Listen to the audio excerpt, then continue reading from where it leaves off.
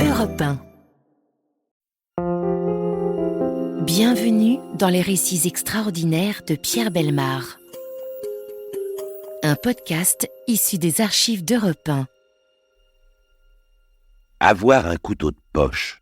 Tous les garçons en rêvent. Un beau couteau avec au moins 2 lames, une petite et une grande, avec un tire-bouchon. Un poinçon, c'est encore mieux. Quand on a un couteau dans sa poche, on se sent presque un homme. Dans les quartiers populaires de Naples, c'est même une tradition. Pour ne plus être un môme, pour être considéré par ses aînés, il faut non seulement posséder un couteau, mais être capable de se battre avec. On voit dans les terrains vagues des gamins en haillons s'exercer au combat à l'arme blanche, parfois un simple canif à la main. En France, bien sûr, ce n'est pas pareil. Tous les enfants vont à l'école. Les instituteurs leur apprennent à bien se tenir, ils ne se bagarrent pas dans les rues. S'ils aiment avoir un couteau dans leur poche, c'est pour couper une branche, tailler un bout de bois, se fabriquer un arc et des flèches, jouer aux Indiens. Ce n'est pas dangereux. Les couteaux de poche servent surtout aux jeux de piste, à découper des rondelles de saucisson dans les pique-niques, à dessiner un cœur sur un arbre, à y graver ses initiales. Mais on ne reste pas toujours un enfant sage, on grandit. Arrive le temps où la vie de famille commence à peser. Supporter l'autorité paternelle est difficile, surtout si les parents ne s'entendent pas bien entre eux. Le couteau de poche, lui, il ne sert plus à rien, il est relégué au fond d'un tiroir. C'est un souvenir du bon vieux temps des vacances, du temps des copains. Et voilà qu'un jour mauvais, un jour pire que les autres, il est là, ce couteau. Le petit garçon devenu jeune homme le retrouve et a envie de s'en servir, mais plus de la même manière. Ah ça non. Il a suffi pour cela d'une occasion, une scène tragique qui oppose les parents et leurs fils. Et le couteau de poche, ce témoin, ce compagnon des jours heureux, devient soudain, en un instant, le symbole du malheur.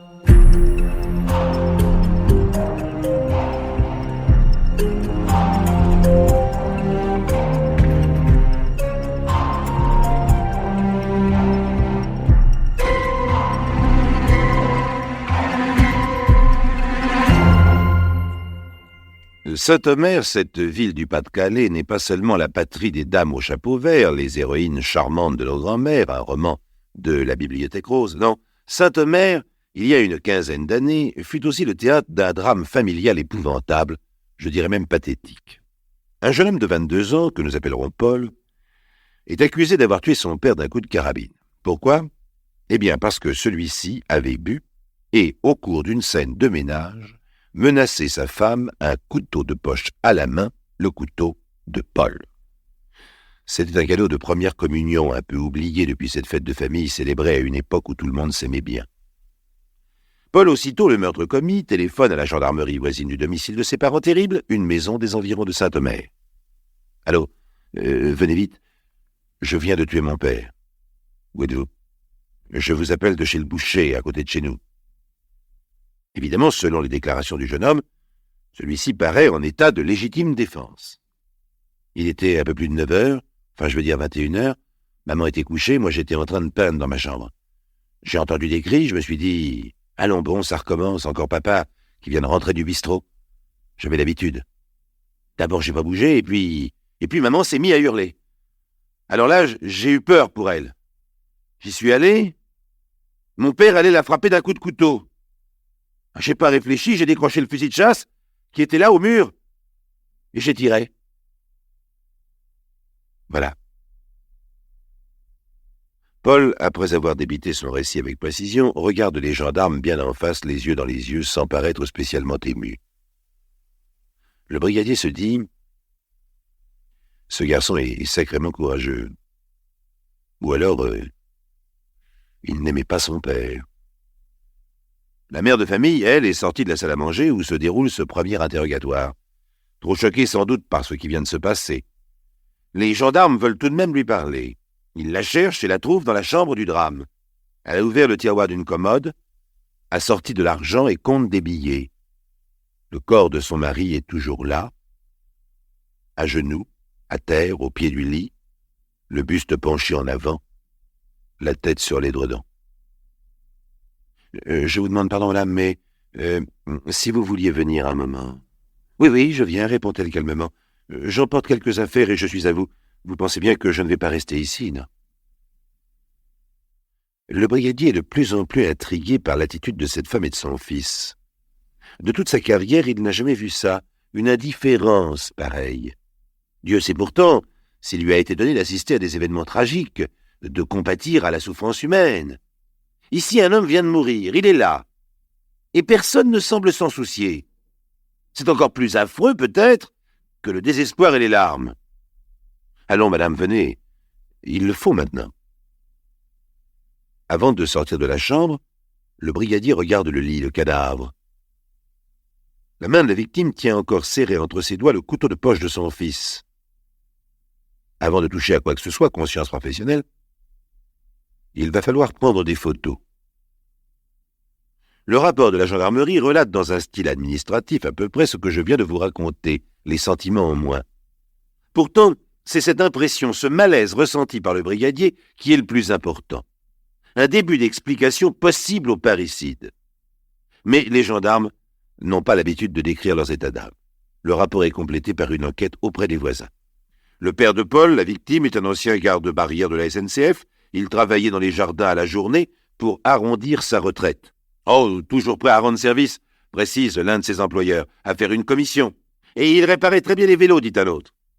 Est-ce qu'il buvait? Ah ça oui, ça, un verre par-ci, par-là, comme tout le monde. En tout cas, moi, je ne l'ai jamais vu vraiment saoul.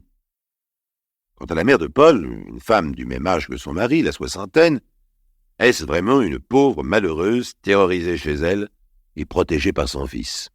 Ou bien est-ce une malade qui se croit persécutée? C'est une sorcière, monsieur l'inspecteur, comme je vous le dis. Une sorcière, allons bon. Mais où allez-vous chercher ça? Le jour de la procession de la fête Dieu, elle s'est habillée en rouge. Et alors? C'était pour embêter le curé. Certains prétendent en effet qu'elle est communiste, d'autres au contraire, qu'elle écrit au maire un socialiste en recopiant des paroles de l'Évangile pour lui faire la leçon. Elle est folle, dit l'épicier. Quand elle va au marché, elle emporte dans son cabas la grille du poêle pour qu'on ne puisse pas faire de feu chez elle pendant son absence. Enfin, vous vous rendez compte? Par avarice, tout ça? Je ne sais pas.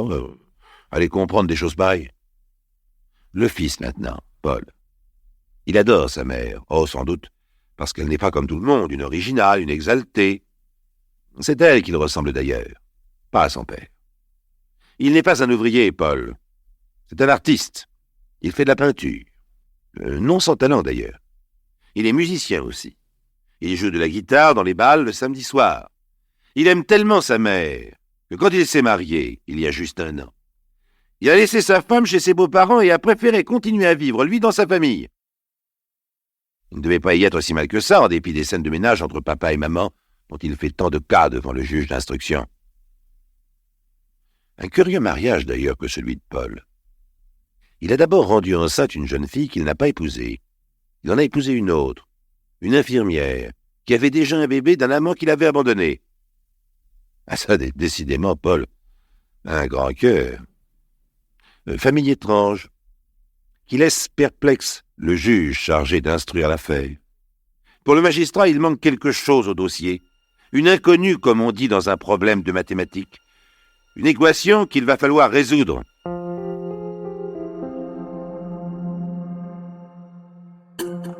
Les récits extraordinaires de Pierre Bellemare, un podcast Europe 1.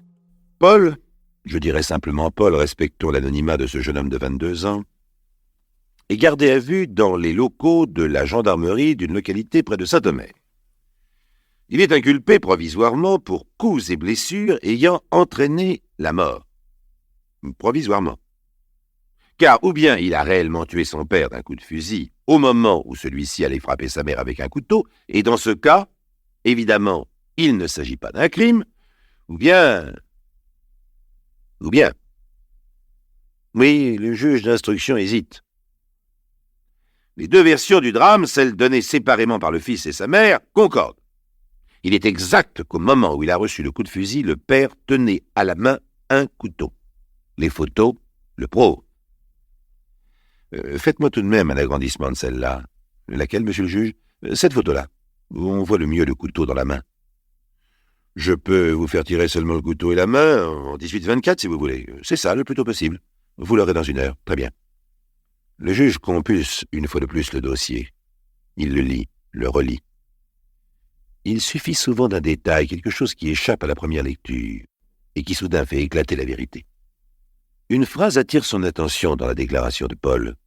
« J'ai tiré », a-t-il dit d'abord au gendarme, et ensuite, quand on lui a demandé comment, « Eh bien, j'ai tiré, mon père a été atteint d'une balle à la tête et il est tombé à genoux au pied du lit. » Très bien. Mais l'autopsie a démontré que la victime avait été atteinte de 3 balles. Et le rapport des experts qui ont examiné la carabine est formel. Paul a appuyé 5 fois sur la gâchette.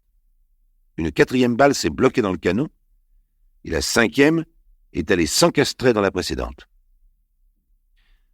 Ce n'est plus un coup de fusil tiré à la hâte pour sauver quelqu'un. C'est un tir à répétition qui ressemble davantage à un geste de colère, de fureur. Le juge réfléchit. Ce n'est pas incompatible avec la version de l'accident. Mais alors pourquoi Paul n'a-t-il pas présenté les choses de cette façon? J'ai perdu la tête, je ne savais plus ce que je faisais, je me suis jamais servi d'une arme à feu, je ne suis pas chasseur comme mon père, j'ai tiré au hasard. Au contraire, au lieu de dire ça, Paul a expliqué très froidement qu'il n'a tiré qu'une seule fois, et sa mère interrogée séparément, je le répète, l'a confirmé. Ils se seraient mis d'accord tous les deux? Pour mentir d'une manière aussi stupide, sans raison? C'est peu vraisemblable. Le juge continue sa lecture, tout au moins sa relecture. Il y a le témoignage d'une voisine qui a entendu un soir une discussion. La maman de Paul avait été victime d'un accident de la circulation. Ses jambes blessées, elle devait se déplacer avec des cannes. Cette infirmité lui avait permis de toucher une certaine somme d'argent versée par les assurances. « Cet argent est à moi, et tu n'y toucheras pas, disait-elle à son mari. Donne-moi la clé. » « Non !» L'argent était enfermé dans le tiroir de la commode. Le ton de la discussion était assez vif pour que les voisins entendent, du moins par bribes, certains éléments de la conversation. Paul avait pris parti pour sa mère. « C'est l'argent de maman. Elle a bien le droit d'en faire ce qu'elle veut. Et si j'en ai besoin, moi, hurlait le père. Attention, si vous ne voulez pas me le donner, j'hypothéquerai la maison. Tu n'as pas le droit. Elle n'est pas à toi. Elle est à maman. C'est ce qu'on verra. » Autre témoignage, celui du maire de la commune. Le juge le rapproche du précédent. Le père de Paul est venu me voir à la mairie. Il m'a montré les titres de propriété de sa maison qui appartient à sa femme. Il s'inquiétait. Comme celle-ci n'était pas très bien portante, il m'a demandé si elle va à l'hôpital. Est-ce que je pourrais rester chez moi? A-t-elle le droit de me faire partir, de vendre? Je me suis étonné. Vendre, mais pourquoi? Il m'a expliqué que son fils était marié, qu'il cherchait à se loger, et que sa femme songeait à lui céder les lieux si elle pouvait être hospitalisée ou logée dans une maison de retraite. Je l'ai rassuré. Puisqu'il était marié, de toute façon, il avait le droit à l'usufruit du domicile conjugal, même en cas de décès de sa femme. Il y avait donc dans cette famille un conflit plus important qu'une simple mésentente conjugale. Quand les années ont passé, que la tendresse et l'affection n'ont pas remplacé l'amour, quand les époux se supportent faute de mieux. Pour qu'un ouvrier, un brave homme, selon les dires de ses amis et de ses employeurs, s'inquiète de cette façon, se demande s'il ne va pas se retrouver seul à la rue. Il y a certainement quelque chose de grave. Mais quoi? Si ça se trouve, pense le juge, il ne le savait pas lui-même. On frappe à la porte. Entrez. Voici les photos que vous m'avez demandé de faire tirer. Posez-les là, merci. Le juge les regarde, l'une après l'autre. Ah, voilà le gros plan de la main et du couteau. Oui, on le voit très bien maintenant, au gros plan, ce couteau. Un couteau de poche. Le cadeau de première communion de Paul. Mais mon Dieu, ce couteau, le père le tient à l'envers. Oui, la lame est tournée vers l'intérieur. Le moindre choc l'aurait refermé sur ses doigts. Il est impossible de donner un coup de couteau de cette façon. La photo agrandie révélait d'une manière absolument flagrante que le couteau avait été mis dans la main de la victime après sa mort. Il est maintenant facile pour le juge de reconstituer la vérité, une triste vérité. La mère et le fils complices pour assassiner un vieil homme devenu inutile, gênant, qui coûtait de l'argent au lieu d'en rapporter, une mère avare, abusive, un fils faible, dilettante, entièrement aux ordres. Alors, eh bien c'est très simple. On organise une mise en scène, comme au théâtre, mais de mauvaise qualité, du Grand Guignol. On attend le soir, le moment où le père revient du bistrot. Il est allé boire un verre et jouer aux cartes comme tous les jours. Il sera facile de prétendre qu'il était ivre. Et puis, il a son caractère. Il ne faudrait pas beaucoup le pousser pour qu'il se mette en colère. Il n'y a qu'à remettre sur le tapis les histoires de gros sous et la menace de le priver d'une maison qui ne lui appartient pas. Paul, conseillé par sa mère, a tout préparé. Il a mis un chargeur dans la carabine, enlevé le cran d'arrêt. Cette carabine achetée pour chasser les étourneaux. Dérision. Et puis, le jeune homme se souvient du couteau de poche de son enfance, on le cherche. Oui, il est bien au fond d'un tiroir. Oh, il n'a pas servi depuis longtemps. Quoi de mieux qu'un couteau de poche pour menacer une femme, lui transpercer le cœur, surtout un couteau de poche qui appartient à son fils et que les complices placeront eux-mêmes dans la main du père en faisant vite avant que les doigts ne soient raidis par la mort. Paul avoue. Il est examiné par des psychiatres. Le fait qu'il se soit servi de ce couteau-là, son couteau de première communion, donne à réfléchir au médecin.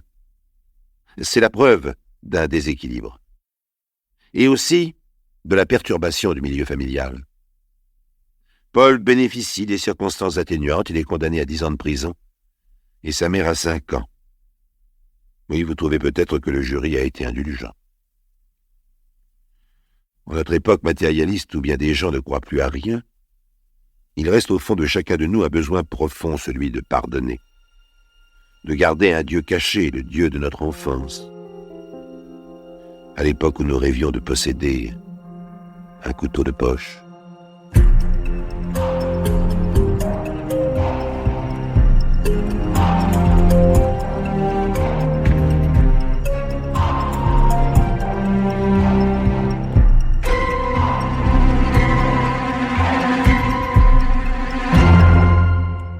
Vous venez d'écouter Les récits extraordinaires de Pierre Bellemare, un podcast issu des archives d'Europe 1 et produit par Europe 1 Studio. Réalisation et composition musicale, Julien Tarot. Production, Sébastien Guyot. Patrimoine sonore, Sylvaine Denis, Laetitia Casanova, Antoine Reclus. Remerciements à Roselyne Bellemare. Les récits extraordinaires sont disponibles sur le site et l'appli Europe 1. Écoutez aussi le prochain épisode en vous abonnant gratuitement sur votre plateforme d'écoute préférée. Mercedes-Benz. Cette voiture, elle a toujours été là. À 6 ans, vous la faisiez rouler dans les 4 coins de votre chambre. À 15 ans, vous la pilotiez sur les circuits de vos jeux vidéo préférés. Et aujourd'hui, vous avez fini de jouer, mais pas de vous faire plaisir. Jusqu'au 30 septembre, pendant les Star Days, prenez le volant de la Mercedes de vos rêves et profitez de nos offres sur de nombreux modèles. Rendez-vous chez votre distributeur Mercedes-Benz. Star Days journée étoilée, détails sur mercedes-benz.fr. Pour les trajets courts, privilégiez la marche ou le vélo. Europe 1. Ondelat raconte. Christophe Ondelat. Voici l'histoire de celui qui se faisait appeler BTK en français. Il a sévi pendant 31 ans dans une petite ville du Kansas qui s'appelle Wichita, où il a tué 10 fois. Et dans l'une de ses lettres adressées à la police, il a écrit « J'ai un monstre en moi, je ne sais pas comment il est entré dans ma tête, je ne peux pas l'arrêter. » La réalisation est signée Céline Lebras. Europe 1. Christophe Ondelat.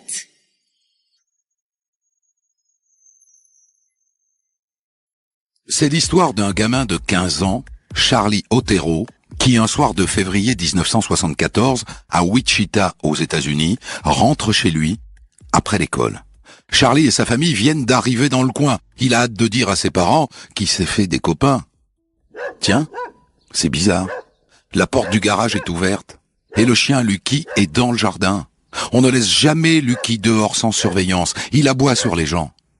Charlie pousse la porte d'entrée et il entend son petit frère Danny et sa sœur Carmen qui hurlent. Il se demande ce qui se passe. Alors il fonce vers la chambre de ses parents et il les voit. Son père et sa mère, morts. Son père est par terre, les pieds et les mains ligotés. Sa mère est sur le lit. Ils ont tous les deux des sacs plastiques sur la tête, bien serrés, avec des cordelettes. Charlie est à la fois pris de panique et de rage. Il court à la cuisine, il attrape le plus long couteau et il hurle. « Qui que vous soyez, sortez, montrez-vous, je vais vous tuer !» Personne ne répond. Alors il veut appeler la police, mais la ligne de téléphone est sectionnée. Alors il va chez les voisins. « Il faut appeler la police. Faut appeler la police tout de suite. Mes parents ont été assassinés. » Les voisins appellent et les agents Robert Bula et Jim Lindbergh déboulent dans la foulée. Charlie les attend devant la maison. « Mes parents sont à l'intérieur. Ils sont morts. Mais j'attends encore un autre frère et une autre de mes sœurs. Ils sont pas encore rentrés. Je veux pas qu'ils voient ça. » Les deux policiers entrent dans la maison et ils trouvent les parents dans leur chambre. Mais ils ne s'arrêtent pas là. Ils vont dans la chambre du petit Joseph, 9 ans, et ils le trouvent, la tête emballée dans un sac plastique. Et dans la cave, ils découvrent Joséphine, 13 ans, pendue à un tuyau. Mon pauvre Charlie, ils ne sont pas près de rentrer de l'école, ton petit frère et ta petite sœur. Ils sont morts, eux aussi.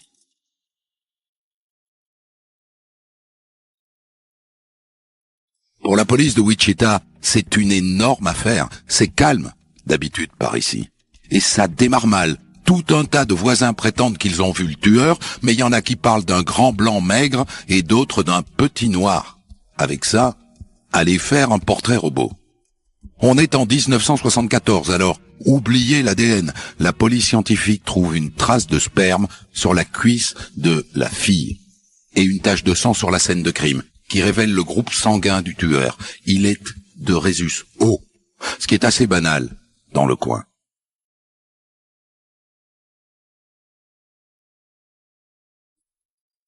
À part ça, aucune piste. Alors en attendant, les habitants de Wichita rajoutent des verrous à leurs portes et des alarmes. Et ils ont bien raison, car c'est un tueur en série qui a frappé, et pour l'instant, la police ne sait rien de lui.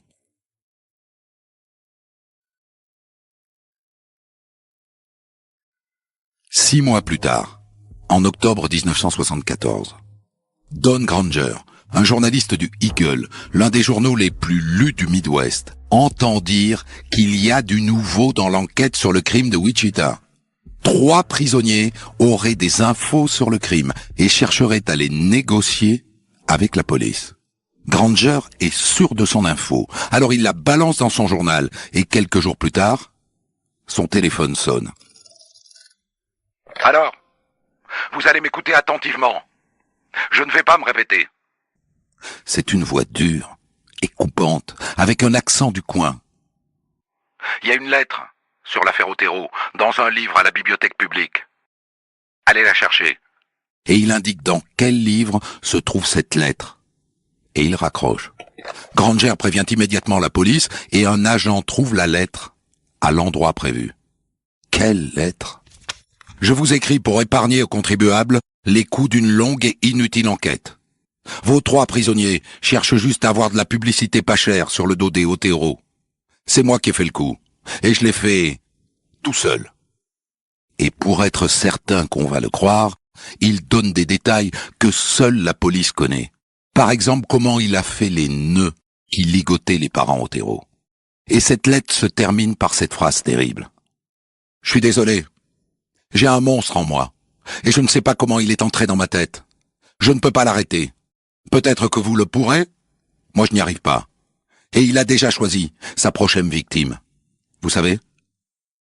En bas de la lettre, il a signé BTK. BTK. Et il explique, c'est son modus operandi, c'est sa manière de tuer. B comme bind, qui signifie attacher. T comme torture. Et K comme kill, tuer. BTK, Bind, Torture and Kill, attacher, torturer, tuer.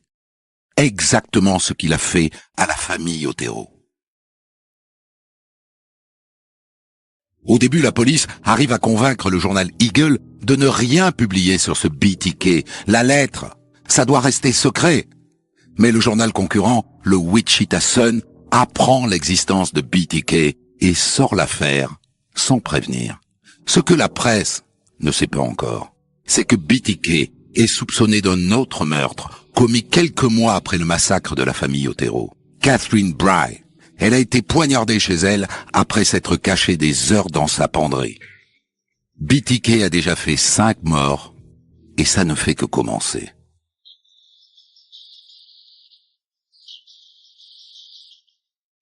Quand on remonte cette histoire à rebours, ça peut paraître étrange, mais pendant 3 ans, BTK ne tue personne. Il ne se manifeste pas auprès de la police. 3 ans de silence. Et un retour triomphal. Le 17 mars 1977, à 1h de l'après-midi, toujours à Wichita, l'officier Fletcher reçoit un appel. Va immédiatement au 1311 South Hydraulic Street. Quelqu'un a signalé un homicide. Et quand il arrive, l'officier est accueilli par un voisin. Venez vite, les 2 fils de ma voisine sont venus tambouriner à ma porte. Ils disent qu'ils ont été enfermés par un homme dans la salle de bain. Ils se sont échappés en cassant la vitre. Mais c'est pas tout. Venez. Et le voisin conduit l'officier Fletcher dans la maison de la famille Relford, où vivent Shirley, 26 ans, et ses 3 enfants. Enfin, vivaient. La mère est étendue dans le salon, les bras attachés dans le dos, et sur la tête, elle a un sac plastique bien serré au niveau du cou. L'une des filles est assise à côté du cadavre. Elle pleure. L'officier Fletcher tente le tout pour le tout. Il défait le nœud qui ferme le sac plastique et il tente un massage cardiaque. Mais c'est trop tard. Et c'est lui, Fletcher, qui signale au renfort quand ils arrivent. « Hé les gars, faites attention au nœud. Ça ressemble beaucoup à l'œuvre de BTK. » Ça ressemble. Mais est-ce que c'est certain? C'est tout l'enjeu de l'enquête qui débute. C'est Richard Lamunion, le nouveau chef de la police, qui doit répondre à la question. Au début, il repère tout de suite les différences entre les 2 affaires. Déjà, les enfants ont survécu. La petite fille n'a pas subi de sévices sexuels et le téléphone n'a pas été coupé. Le téléphone. Richard Lamunion veut soudain vérifier quelque chose qui le turlupine. Il va voir les enfants. « Dites-moi, quand vous étiez enfermés dans la salle de bain, est-ce que le téléphone n'aurait pas sonné ?»« Si, il a sonné plusieurs fois. » Est-ce qu'à cause du téléphone qui sonnait, le tueur a tout simplement pris peur, et c'est pour ça qu'il aurait épargné les enfants? Alors si c'est le cas, c'est peut-être BTK. Et il y a autre chose. 2 filles du quartier, des colocataires, disent qu'elles ont vu l'homme, et qu'elles l'avaient déjà vu auparavant, qui rôdait autour de l'appartement de leur voisine. Et ça veut peut-être dire qu'il s'est rabattu sur Madame Relford, alors que ça n'était pas son projet initial.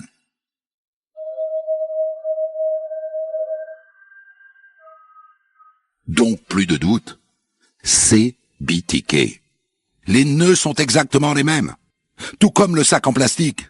Les différences sont liées à l'empressement du tueur. Il est allé trop vite, il n'a pas pris le temps de couper le téléphone et du coup, la sonnerie lui a fait peur. Il s'est enfui, il a épargné les enfants, mais c'est lui.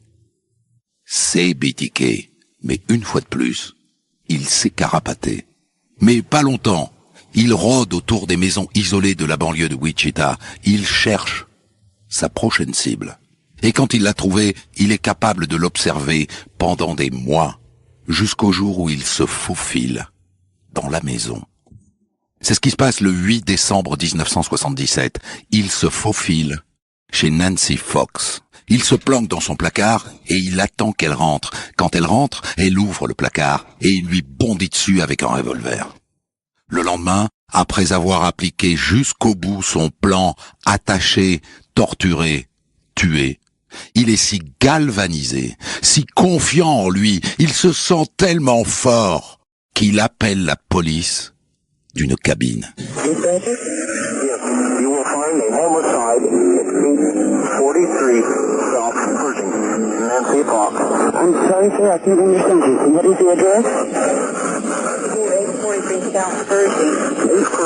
Cet enregistrement d'époque n'est pas très bon. Il vient simplement de dire qu'il venait d'y avoir un homicide au 843 South Pershing. Il n'a rien dit de plus. Les policiers localisent la cabine et foncent sur place.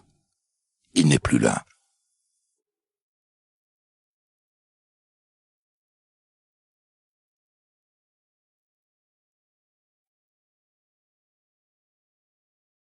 Et à partir de ce moment-là, la police de Wichita reçoit le renfort de spécialistes du FBI, des gars qui s'y connaissent en tueurs en série. Et au sujet de ce coup de fil imprudent et flambeur, voilà ce qu'ils disent. C'est une manière pour lui d'affirmer sa maîtrise de la situation. Il a une parfaite confiance en lui et dans le fait que la police n'est pas assez futée pour l'attraper. C'est pas gentil, ça, pour le jeune chef de la police Lamonion. Il les prend pour des nuls.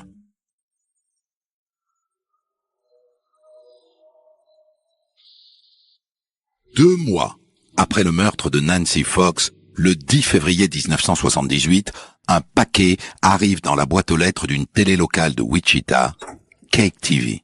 Et quand le réceptionniste ouvre le paquet, il tombe sur une lettre et un poème signé BTK.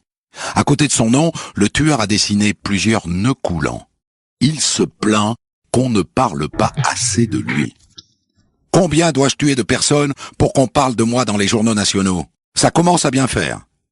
Et ce qui l'exaspère, c'est que la presse ne soit pas au courant de son existence. Pourquoi vous ne donnez pas mon nom à la presse, au lieu d'essayer de cacher mon existence? Par exemple, BTK l'étrangleur, le psycho, l'exécuteur de Wichita. Il parle des 7 meurtres qu'il a commis. Ça y est, 7 de faits. Vivement la suite. Il donne une quantité effroyable de détails. Il a fait des dessins de ses victimes et un poème morbide sur la mort de la pauvre Nancy Fox. Ce type est complètement cinglé.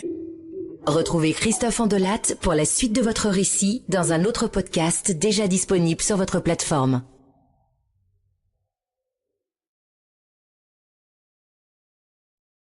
Mercedes-Benz. Cette voiture, elle a toujours été là.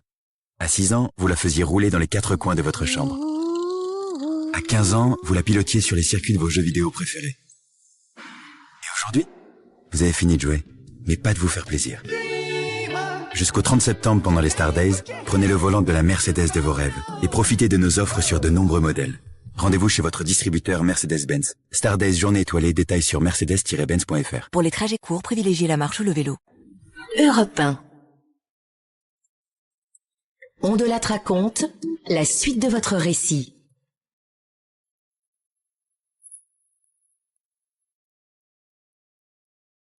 Du coup, le FBI et la police de Wichita mettent en place une nouvelle stratégie. Ils veulent établir une communication avec BTK. C'est un narcissique, ça va lui plaire, et l'objectif, c'est de l'amener à se trahir. Mais c'est un jeu dangereux, c'est le placer au centre du jeu. Il risque de se sentir plus puissant que jamais. Et puis, il faudrait prévenir les habitants du danger qui les guette, parce que jusqu'à maintenant, pour les gens, les crimes sont des actes isolés. Ils ne savent rien de BTK. Il faut leur dire la vérité, et tant pis si ça flatte l'ego de l'autre fou.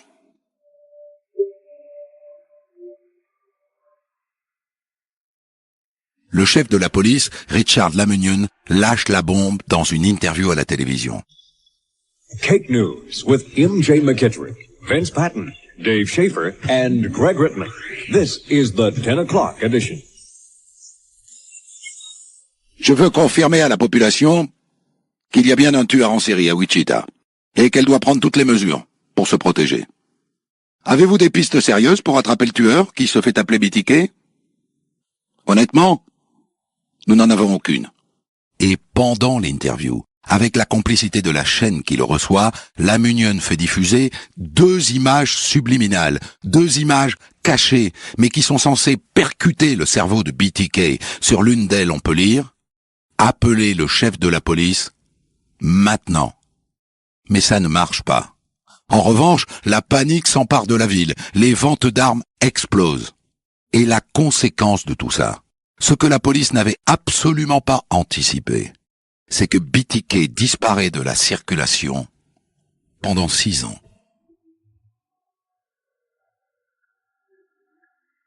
Mais l'enquête, elle, se poursuit. La police met en place une task force spéciale, un groupe qui ne travaille que sur BTK. À sa tête, le lieutenant Ken Landwehr. L'idée, c'est que comme BTK a l'accent du coin, et qu'il frappe toujours à Wichita, il est de là. Il est de pas loin, il est du Midwest et peut-être même de Wichita même. Les policiers ont remarqué que BTK tape ses lettres à la machine. Mais il n'envoie jamais l'original. Il envoie des photocopies de mauvaise qualité. Alors ils se disent que c'est pour qu'ils ne puissent pas identifier la machine, la marque de la machine à écrire. Mais du coup, est-ce qu'on ne peut pas le retrouver par la photocopieuse? C'est pas courant dans les années 70, les photocopieuses. La police arrive à déterminer que BTK a utilisé l'une des photocopieuses du campus universitaire de Wichita.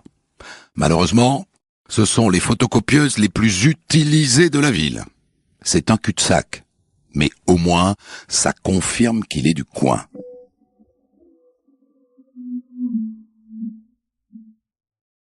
Mais ce qui reste le plus troublant dans cette enquête, ce sont ses pauses dans les crimes. Cette manière d'apparaître et de disparaître longtemps. Après 6 ans de silence, BTK signe un nouveau meurtre en avril 1985. Une femme seule, de 53 ans, Marine H., attachée, torturée, tuée. Puis il disparaît à nouveau, 6 ans, avant de frapper à nouveau en 1991 en tuant Dolores E. Davis, dont il jette le corps sous un pont. Et puis, il fait à nouveau une pause.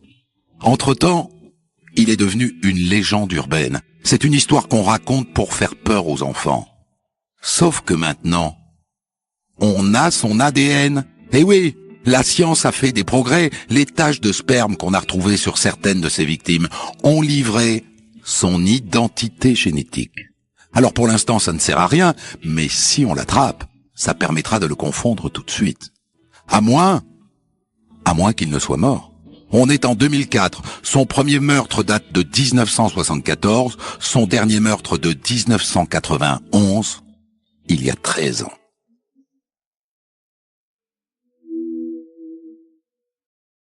Pour marquer le 30e anniversaire, le journal Eagle publie un grand dossier.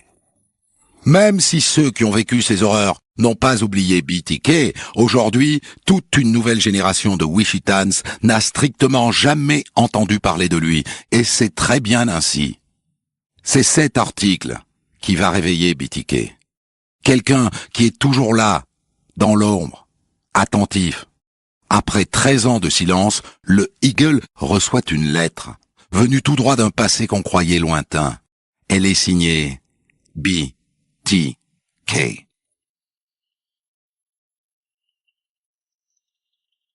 Quand ils reçoivent la lettre, les journalistes du Eagle sont dubitatifs. Ça fait plus de 10 ans qu'il a disparu. C'est pas lui. C'est impossible. Alors, est-ce que c'est vraiment lui? À l'intérieur de l'enveloppe, il a glissé une photo. C'est un cliché qui représente 3 femmes mortes, allongées sur le sol. 2 d'entre elles sont les dernières victimes de BTK. La 3e est la victime d'une affaire de 86 non résolue. La lettre qui accompagne la photo est signée Bill Thomas Killman. On retrouve les initiales BTK. Mais c'est la première fois qu'il signe comme ça. Le rédacteur en chef Tim Potter remarque un détail. Regarde la manière dont il a tracé la lettre B. C'est exactement pareil que dans ses lettres d'il y a 10 ans. Vu de côté, ça m'a toujours fait penser à une paire de seins.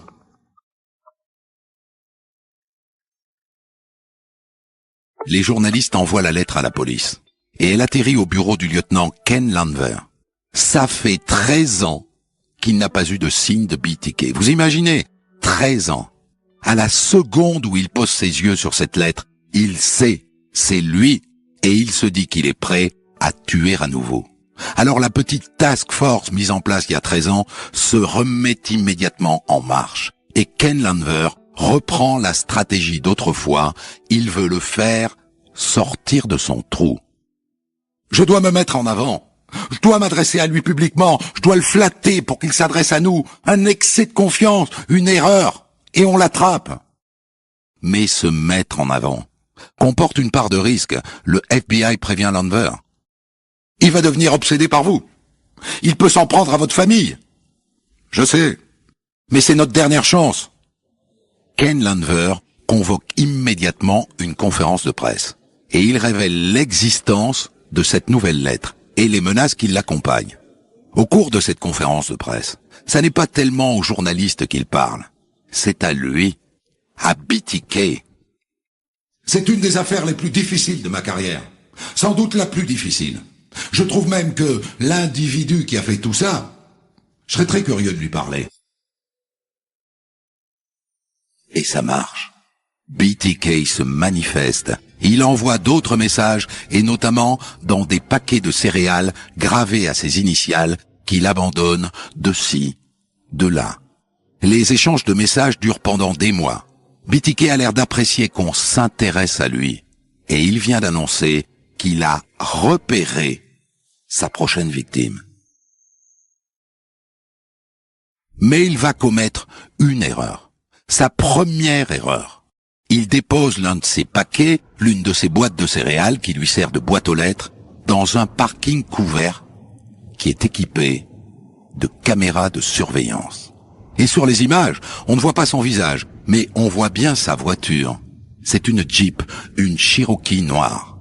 Après quoi il va commettre une autre erreur. Décisive celle-là. Dans une de ses lettres à la police, il demande « Dites-moi, si l'on peut ou pas tracer une disquette informatique. Dites-moi la vérité, je vous fais confiance. Répondez-moi par petite annonce. » C'est le moment. Ken Landwehr tente le tout pour le tout. Bien sûr qu'il peut identifier l'origine d'une disquette grâce aux métadonnées, mais il lui répond que non, que ça n'est pas possible, qu'il n'a pas à s'inquiéter. Et BTK lui envoie une disquette. Et en analysant les métadonnées de la disquette, la police trouve les informations sur le propriétaire de l'ordinateur. La disquette provient de l'église luthérienne du Christ, une congrégation installée au nord de Wichita. Mieux que ça, on a un prénom. Celui qui a enregistré la disquette s'appelle Dennis. Le plus simplement du monde, la police va tout de suite sur le site de la congrégation. Son président s'appelle Dennis Rader. BTK s'appelle donc Dennis Rader. Il aura fallu 31 années d'enquête pour en arriver là. Ken Landwehr envoie un de ses hommes vérifier la marque de la voiture de ce Rader. C'est un Jeep Cherokee noir. Il y a dans ses fichiers l'ADN de la fille de Rader. Il fait comparer avec l'ADN de BTK. C'est le même. Il en est sûr maintenant. Il a identifié BTK. Il ne reste plus qu'à l'arrêter. Le 25 février 2005, Dennis Rader, alias BTK, rentre chez lui au volant de son Cherokee. « Sortez de la voiture !» Le lieutenant Ken Landwehr s'approche, son pistolet pointé vers la portière. Un homme en sort, un petit homme, à moitié chauve, un peu barbu. Landwehr lui passe les menottes. BTK est enfin attaché. Dennis Rader n'avoue que 4 mois plus tard. Tous les meurtres, dans le détail, et ça n'a pas l'air de l'affecter. Lunettes de comptable, petit bouc et cheveux clairsemés, il détaille toutes les horreurs commises durant ces 30 dernières années, sans exprimer le moindre sentiment, d'une voix parfaitement monocorde. Il est marié, père de 2 enfants, il est le président de son église, et son métier, vous n'allez pas le croire. Il a été embauché par une société de sécurité pour surveiller les maisons de Wichita. Il s'est enrichi de la terreur qu'il a lui-même créée. Jugé en 2005 pour les 10 meurtres qu'il a commis, BTK échappe à la peine de mort. Ces crimes ont eu lieu avant 1994 et à cette époque, le Kansas avait aboli la peine capitale. Il est donc condamné 10 fois à la réclusion criminelle à perpétuité. Dennis Rader, alias BTK, mourra donc en prison.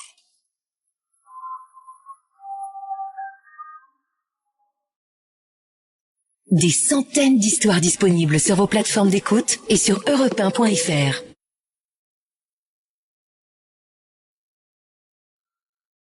Audiolib présente 7 mètres carrés de Jussi Adler-Olsen, lu par Julien Châtelet. L'ultime enquête du département V. Des portes qu'on verrouille, des grilles qu'on claque, des trousseaux de clés qu'on agite, et les voix étouffées des détenus, vacants à leurs occupations matinales, dans un couloir de prison. Voilà à quoi se résumait son quotidien désormais. Laissez-vous embarquer dans une intrigue captivante. 7 mètres carrés, un livre audio de Jussi Adler-Olsen, disponible en librairie et sur audiolib.fr. Europe 1. Ondelatte raconte. Christophe Ondelatte. Une thématique criminelle assez rare dans l'histoire qui suit. Un enlèvement. Celui de Caroline Legentil, en 1998 à Lille. Un enlèvement qui, comme souvent, se termine très mal. Je débrieferai cette histoire avec Luc Frémiot, qui était avocat général au procès de ceux qui ont organisé cet enlèvement et tué Caroline Legentil, à retrouver dans un autre podcast.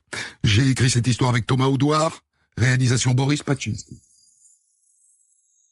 Europe 1. Christophe Ondelatte.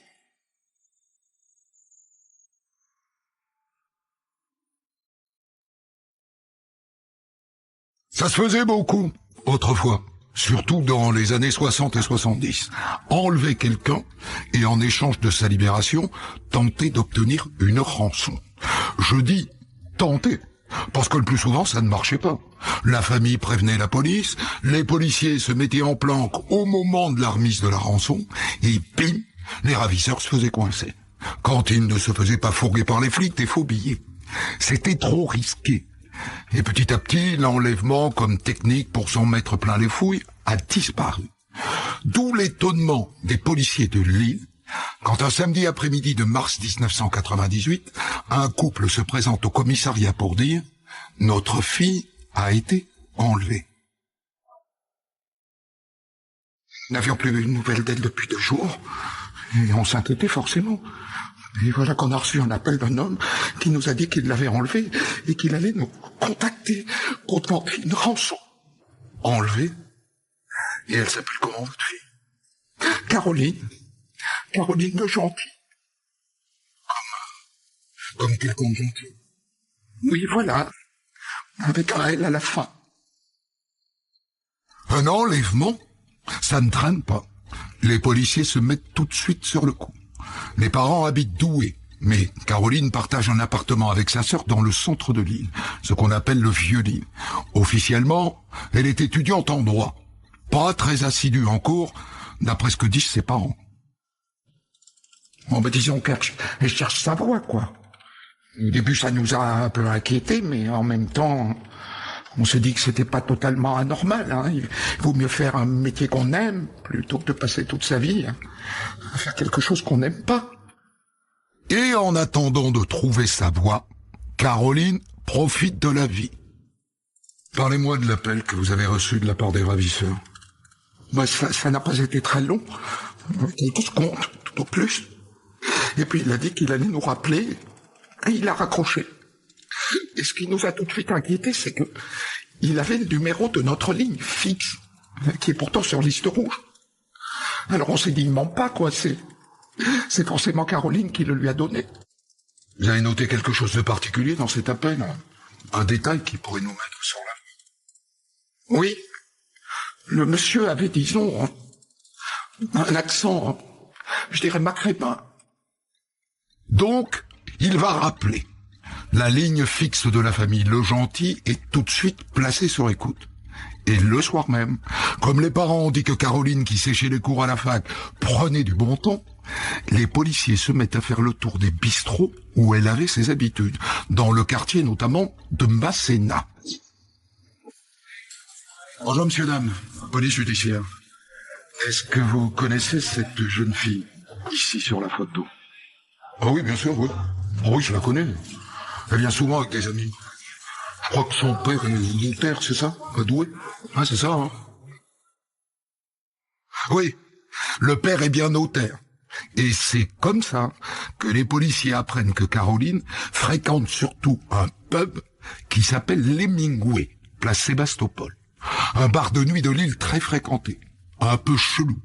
Que ce bistrot soit le théâtre de toute cette affaire ne paraît pas impossible. Sauf qu'il est fermé depuis 3 mois.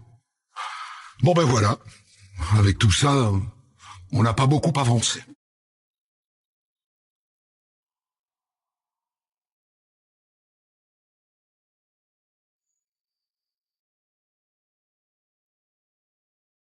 « 60 policiers travaillent sur cette affaire. Vous entendez?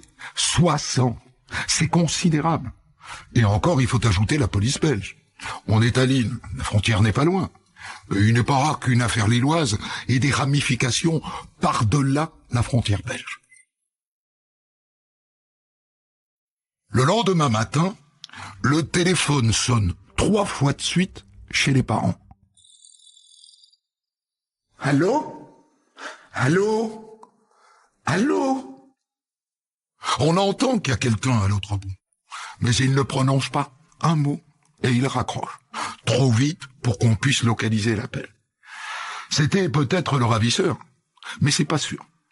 En attendant, les hommes de la police judiciaire mettent en place le plan habituel dans ce genre d'affaires. Le fameux plan des années 70. C'est-à-dire qu'ils se font livrer un sac de faux billets, qui placent dedans un émetteur au cas où ils perdraient le contact avec le ravisseur au moment de la remise de la rançon. Et un policier est désigné pour jouer le rôle du père de Caroline. Et maintenant, il n'y a plus qu'à attendre un appel du ravisseur.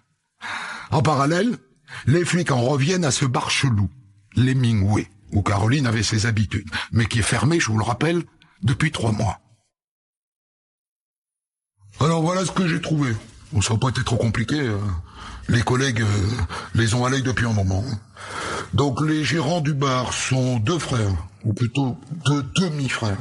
Le premier s'appelle Jérôme Lucas, il a 27 ans, et le second Sébastien Chauderlot, 23 ans. Donc l'aîné a déjà eu plusieurs affaires avant l'Hemingway, il a eu des bars, il a eu des boîtes de nuit, et il a eu des salles de billard à Douai, à Lille bien sûr, et donc aussi à Valenciennes. Jusque-là, rien de chelou. Sauf que les 2 patrons du bar ont un casier judiciaire. Jérôme a été condamné pour port d'armes prohibées et Sébastien pour escroquerie avec un autre de ses demi-frères. Alors d'après ce que j'ai compris, il détournait de l'argent de notaires de la région Nord-Pas-de-Calais. Ils le plaçaient sur un compte au Luxembourg. Ils ont détourné quand même pour un total de 5 millions de francs et ça leur a valu de faire quelques mois de prison, quoi. D'accord. Les 3 frères sont des petites frappes.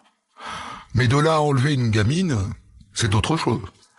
Même si vous l'avez remarqué, ils avaient monté leur coup contre des notaires. Et le père de Caroline est notaire.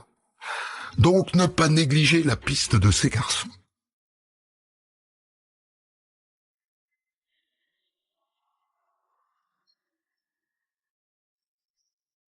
Le lundi 9 mars, à 12h53 précisément, les parents Legentil reçoivent un appel du ravisseur. Alors pour libérer votre fille, vous allez réunir la somme d'1 million de francs. Je répète, 1 million de francs. C'est compris? 1 million. D'accord. Vous pouvez nous donner quand même une preuve que Caroline est vivante? Elle est en excellente santé. Il n'y a pas de problème. Et il raccroche, sans avoir fixé les modalités de remise de la rançon. 1 million de francs, entre nous, c'est pas beaucoup. Ça fait un peu moins de 230 000 euros d'aujourd'hui. Prendre autant de risques pour une si petite somme, en général, les ravisseurs réclament beaucoup plus. Là, c'est, disons, petit joueur. Et il n'a toujours pas dit comment il comptait se faire remettre la rançon.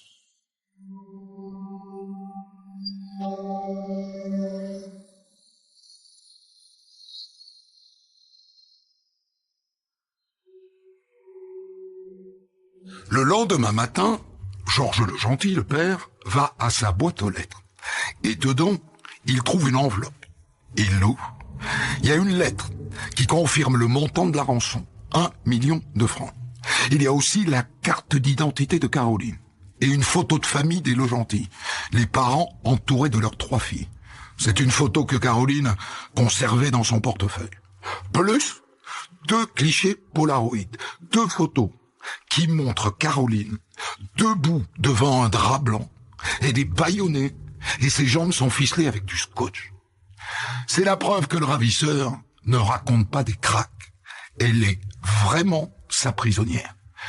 Mais toujours rien sur les modalités de remise de la rançon. T'as regardé s'il y avait des empreintes digitales sur les photos? Non, il n'y en a pas, négatif. Pas d'empreinte digitale et pas non plus de traces ADN d'ailleurs. Ah, le ravisseur est un pro. À part ça, toujours rien sur les modalités de remise de la rançon.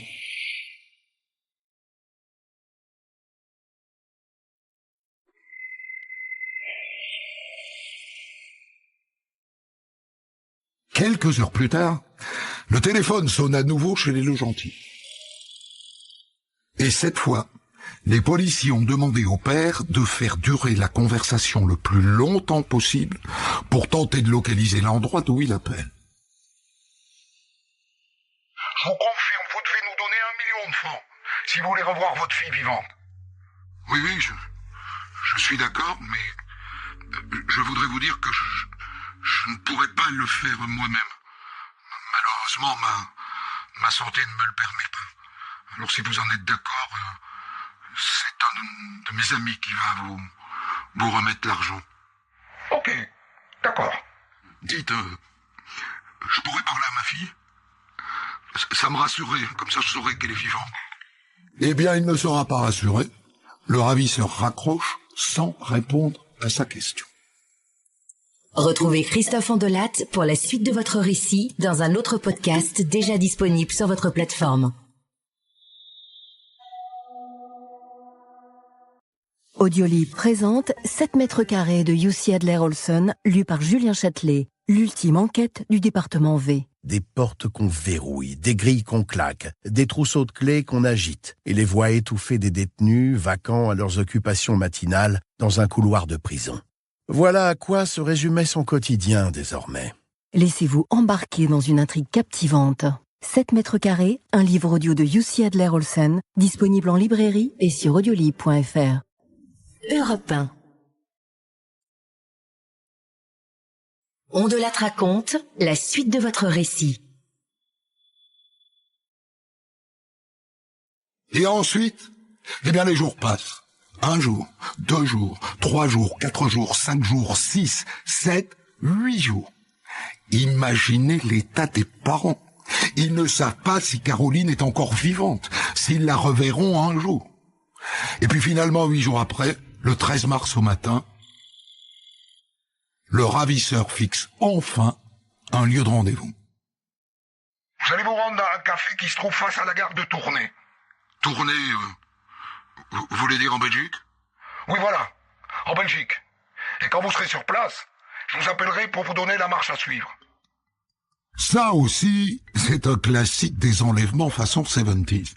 Le jeu de piste, l'insupportable jeu de piste qui balade celui qui est censé remettre la rançon pendant des heures, voire des jours, d'un point à un autre. Au passage, vous noterez que les policiers ont eu bien raison de prévenir leurs homologues belges, puisque c'est en Belgique qu'est fixé le premier rendez-vous. Bref, le plan prévu depuis le début par les policiers se met en place. C'est un flic de la BRI qui remplacera le père de Caroline. Il aura avec lui un sac contenant l'équivalent d'1 million de francs, mais en faux billets. Il entre dans le bar désigné par le ravisseur, il s'attable, tel un client lambda, et là un serveur arrive. « Bonjour monsieur, qu'est-ce que je vous sers ?»« Ah, je suis monsieur Le Gentil. Vous avez dû recevoir un appel pour moi ?» Ah oui, en effet, on m'a laissé un message pour vous. Il disait, vous avez rendez-vous à la gare du Midi, à Bruxelles. Et il faut que vous vous présentiez au comptoir de l'agence de location Avis. Voilà. Et c'est reparti. Le policier traverse la place, il arrive à la gare de Tournai et il se prend un billet pour Bruxelles. Suivi de loin par ses collègues, bien entendu. Arrivé dans la capitale belge, il se présente au guichet de l'agence Avis. Bonjour. Voilà, je suis monsieur Le Gentil. Ah, nous avons reçu un message pour vous. On nous a dit que vous aviez rendez-vous dans le garage qui se trouve juste en face de la gare. À ce moment-là, le téléphone de l'agence Avis se met à sonner. Ah, monsieur Le Gentil? Oui, il est là, en face de moi. Ne quittez pas, je vous le passe. Au bout du fil, le policier de la BRI entend une voix d'homme. Vous êtes monsieur Le Gentil? Non. Je suis un de ses amis. Il vous a prévenu, je crois. Monsieur Le Gentil n'était pas en état de venir. Il m'a demandé de lui rendre ce service. Comment va Caroline? De grâce. Ne lui faites pas de mal. Mais le flic a tout juste le temps de finir sa phrase que le ravisseur a déjà raccroché. À partir de là, que faire? Attendre dans le hall de la gare et espérer qu'il va se pointer. Pour être sûr que le ravisseur le reconnaisse, le policier pose le sac plein de faux billets bien en évidence, à ses pieds. Et il attend.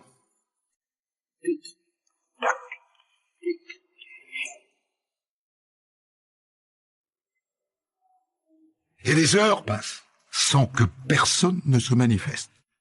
Et je le répète, il n'est pas le seul à attendre. Il y a des policiers en planque partout dans la gare. À 19h, il faut bien se rendre à l'évidence. C'est râpé pour aujourd'hui.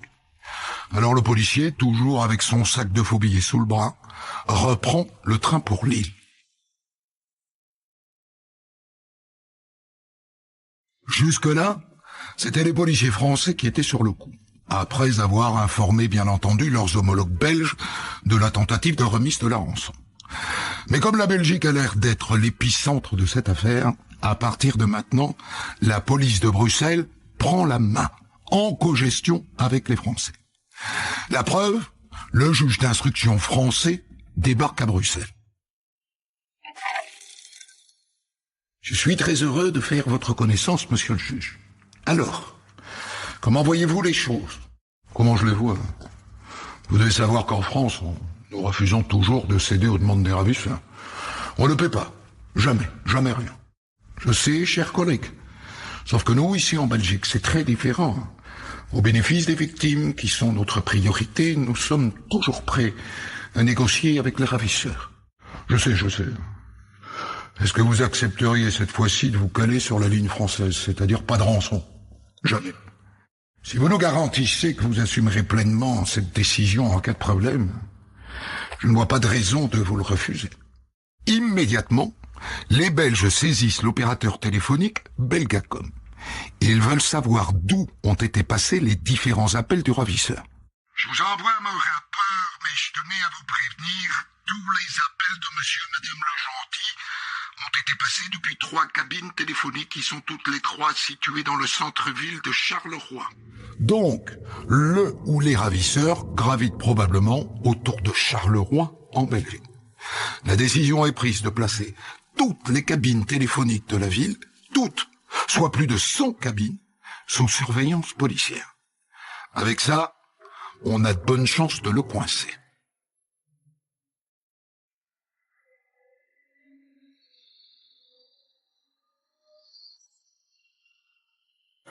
Le lundi 16 mars, à 10h du matin, le téléphone retentit chez les Le Gentil. Et cette fois, la police a demandé à toute la famille de faire traîner l'appel le plus longtemps possible. Ce matin-là, c'est la fille aînée du couple qui répond.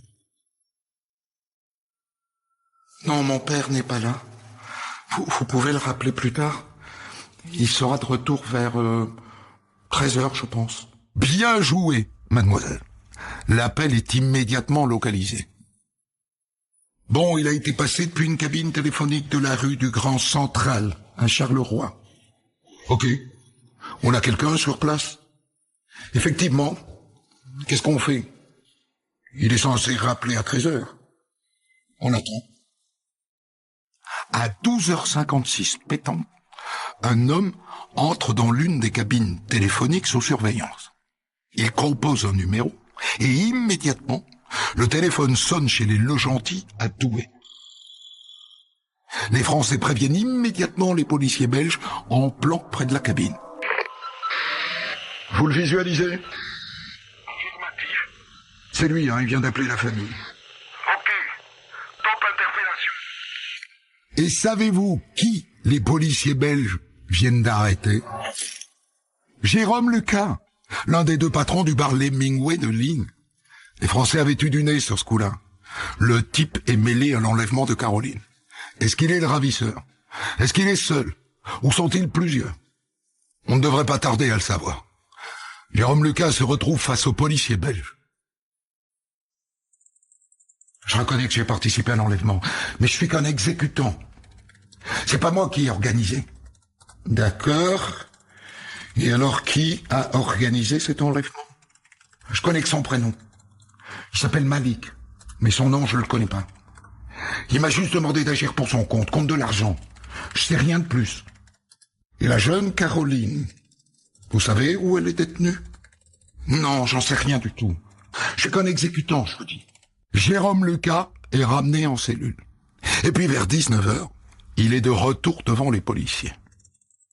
Je vous repose la question parce qu'honnêtement, je ne crois pas que vous nous avez dit tout à l'heure la vérité. Où est mademoiselle Legentils ? J'en sais rien, je vous dis. Ça n'est pas vrai. Elle fréquentait votre bar. Vous la connaissiez. Et elle a été enlevée. Et vous n'êtes pas la petite main de cet enlèvement. Je pense que vous en êtes l'instigateur. Donc je vous repose la question. Où est Caroline Legentils ? Est-ce que vous l'avez vue depuis son enlèvement ? Oui. Bien. Et où ça ?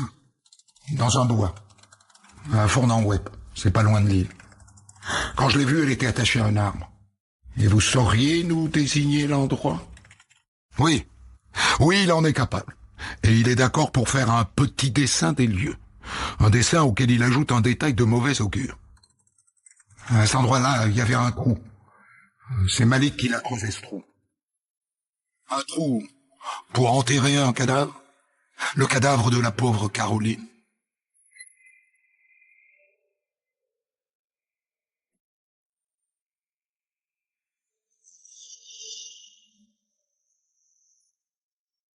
Sitôt dit, sitôt fait, en pleine nuit, les policiers de Lille foncent vers Fournan-Web et ce bois désigné par Jérôme Lucas.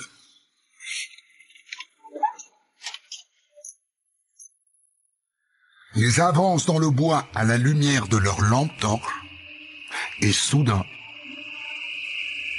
Hé, regarde ce tas de branches là-bas. On dirait que dessous la terre est remuée. Et donc ils se mettent à creuser. Et arrivé à environ 80 cm de profondeur, il tombe roulé dans un drap sur le cadavre de Caroline.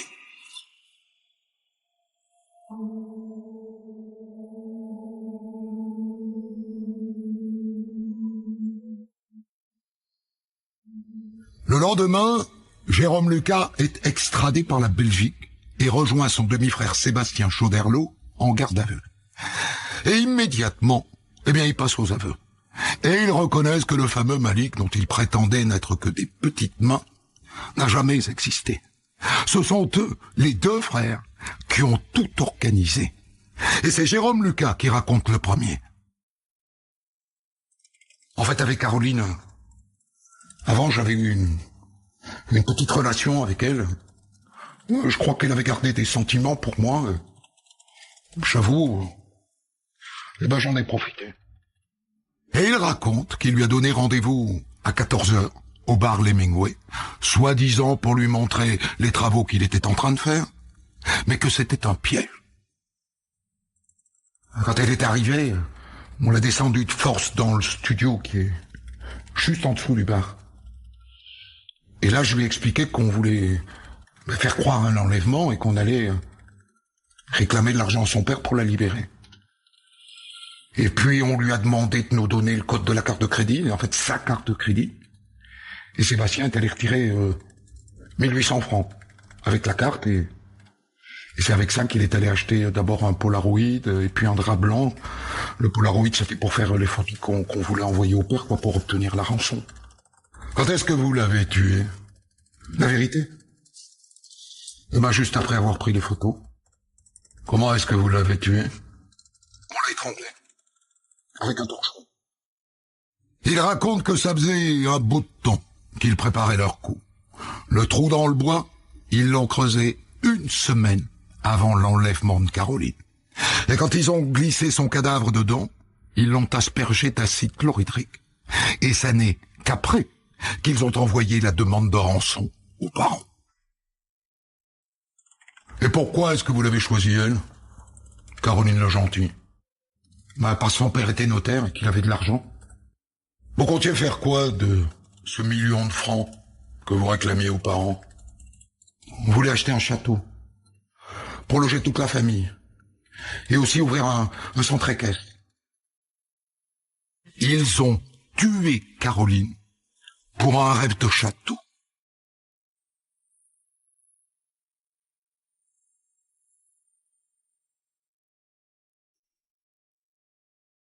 Le procès des 2 demi-frères a lieu en novembre 2001 devant la cour d'assises de Douai.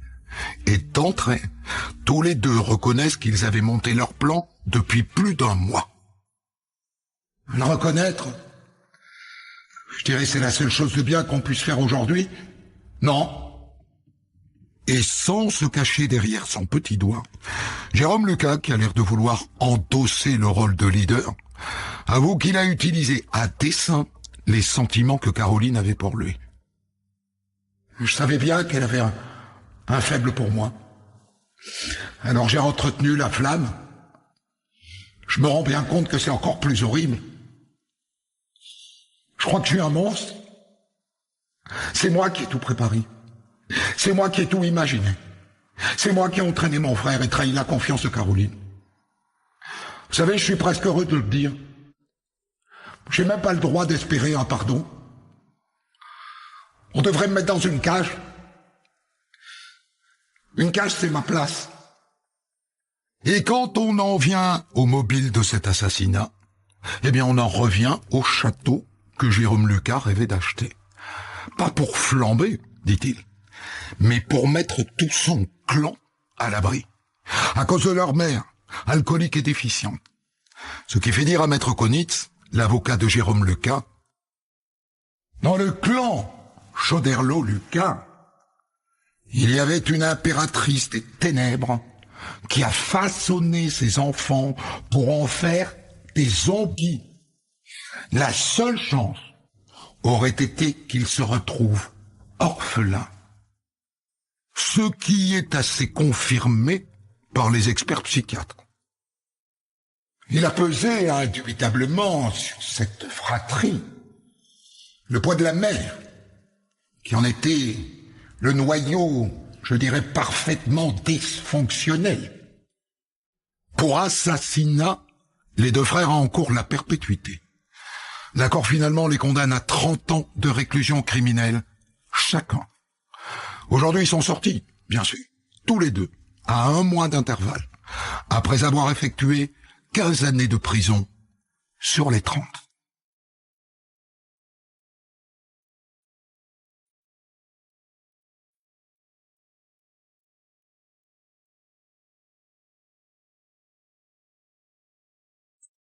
Vous avez aimé cette histoire? Christophe Ondelat vous propose de la débriefer avec un invité dans un podcast d'ores et déjà disponible sur votre application.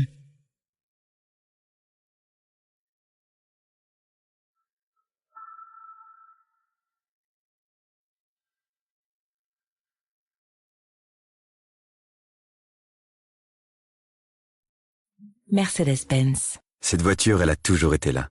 À 6 ans, vous la faisiez rouler dans les 4 coins de votre chambre. À 15 ans, vous la pilotiez sur les circuits de vos jeux vidéo préférés. Et aujourd'hui, vous avez fini de jouer, mais pas de vous faire plaisir. Jusqu'au 30 septembre, pendant les Star Days, prenez le volant de la Mercedes de vos rêves et profitez de nos offres sur de nombreux modèles.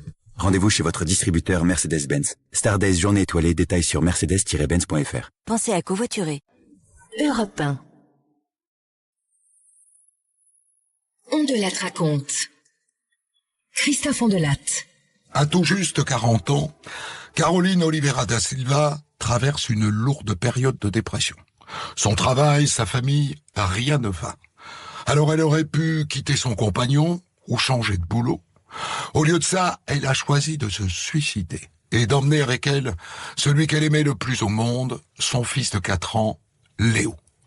Sauf que elle a survécu et pas Léo. Explorons ensemble la côte B du dossier d'instruction de Caroline Oliveira da Silva. Europe 1. Christophe Ondelatte. Dans le système judiciaire français, le dossier d'instruction contient un sous-dossier appelé Côte B. Il rassemble les rapports des experts psychiatres, psychologues et de l'enquêteur de personnalité. Ouvrons l'un de ces dossiers. Ondelatte raconte. Côte B sur Europe 1. Le 25 mars 2019, à Mérignac, dans la banlieue bordelaise, Caroline Oliveira da Silva, infirmière dépressive, veut en finir avec la vie. Elle ne supporte plus son travail, son fils Léo agité et son mari peu aimant. Alors au petit matin, elle glisse un cocktail mortel dans le jus d'orange de Léo, anxiolytique, plus antidépresseur, plus somnifère. Et elle avale la même chose. Elle veut mourir avec son fils. Mais son plan ne fonctionne pas. Elle survit et Léo meurt.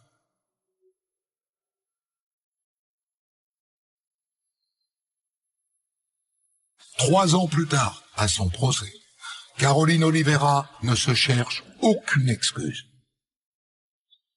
On voit arriver une jolie jeune femme, elle a une quarantaine d'années, elle est toute frêle, elle fait toute fragile, elle part tout doucement et elle dit « Je ne veux rien dire, j'ai tué mon fils, je mérite d'être en prison et je veux y rester jusqu'à la fin de mes jours. » Marianne Poineau, avocate générale.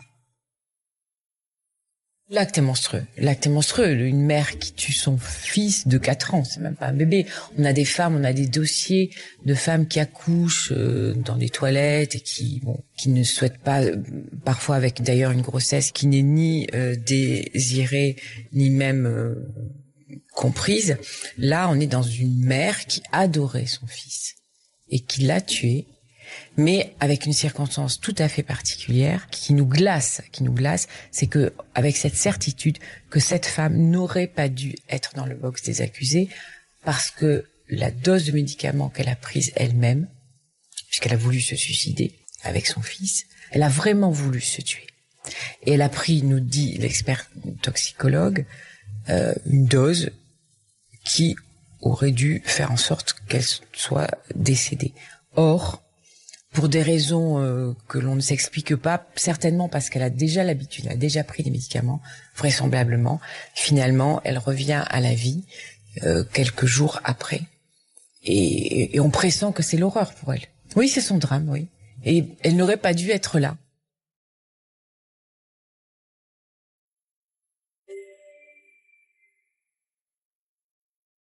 Et on a presque l'impression qu'elle se réveille dans le box de l'accusé. Et nous, il va falloir que l'on vive avec ça, avec cette souffrance qui est la sienne, et à la fois, il va bien falloir aussi la condamner pour ce qu'elle a fait.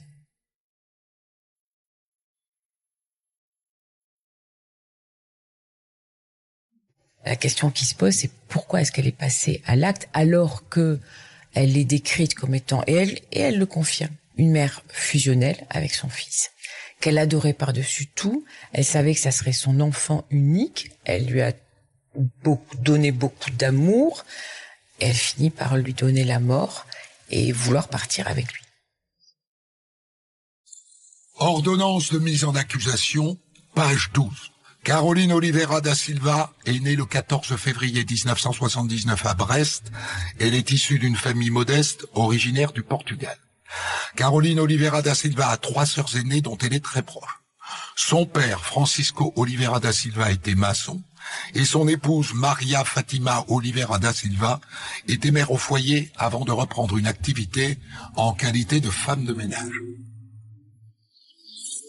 Au début, elle ne veut rien dire, hein, elle ne parle pas.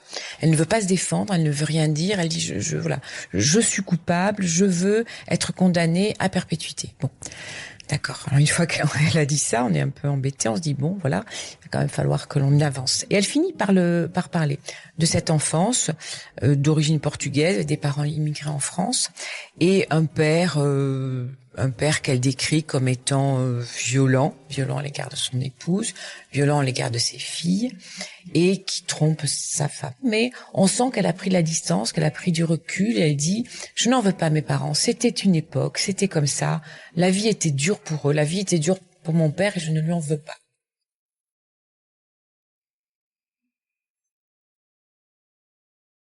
C'est une fille qui est intelligente, hein, qui a passé des diplômes, qui a eu un bac avec une mention, qui a fait des écoles d'art, qui a travaillé jeune, qui est indépendante, qui a acheté un appartement avant de rencontrer son compagnon.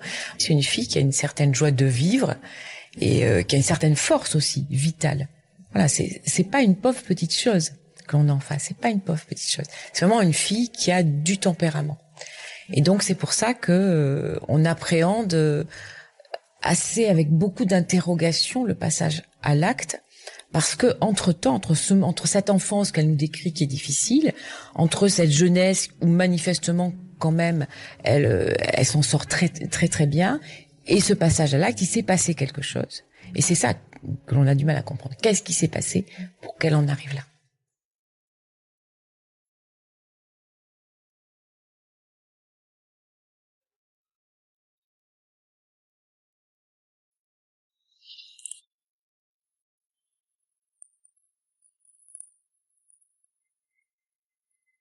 Parfois, il arrive que j'ai des échos forcément par la presse, hein, que je sois au courant. Là, la particularité de cette affaire, c'est qu'elle s'inscrivait dans un contexte où il y a eu plusieurs affaires du même type sur Bordeaux à la même époque. Patrice Lenormand, expert psychologue. Je reçois une ordonnance chez moi du magistrat avec un CD-ROM avec les pièces de procédure dedans, alors plus ou moins complètes, et puis en début de procédure plutôt.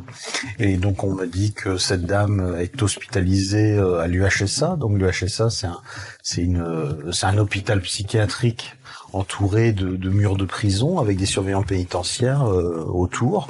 Et dedans par contre ce sont que des personnels du soin. Et donc je vais la voir à l'UHSA de Cadillac, donc je l'ai vue à 2 reprises.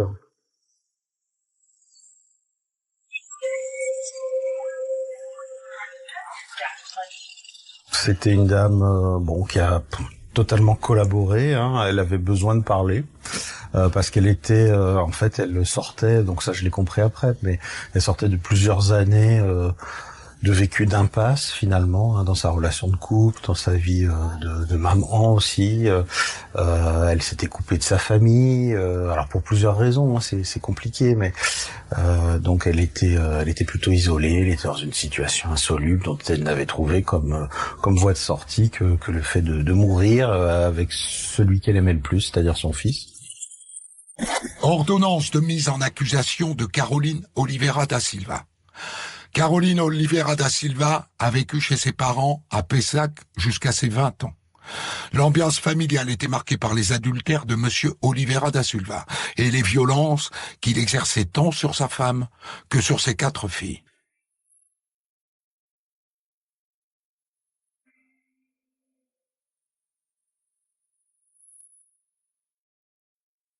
Beaucoup de violence, beaucoup de brutalité dans l'enfance, des réactions paternelle, dit-elle, qu'elle ne comprenait pas. Ça pouvait venir pour pas grand-chose. Elle me citait une anecdote d'humiliation même devant ses amis. Et du coup, c'est quelqu'un qui a grandi avec un masque en fait, et en compartimentant sa vie personnelle avec ses amis. C'est-à-dire que elle était invitée à des anniversaires, par exemple, me disait-elle, mais par contre, elle n'invitait personne chez elle.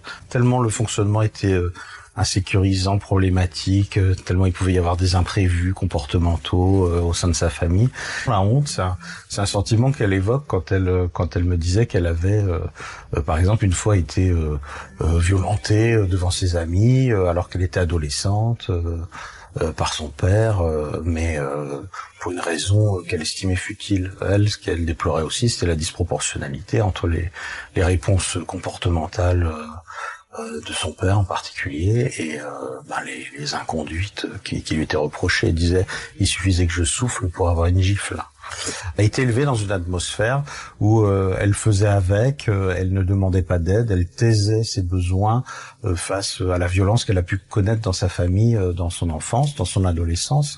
Et c'est quelqu'un qui avait une forte propension à souffrir en silence, sans demander d'aide à personne. Donc elle a grandi dans ce moule-là, on va dire.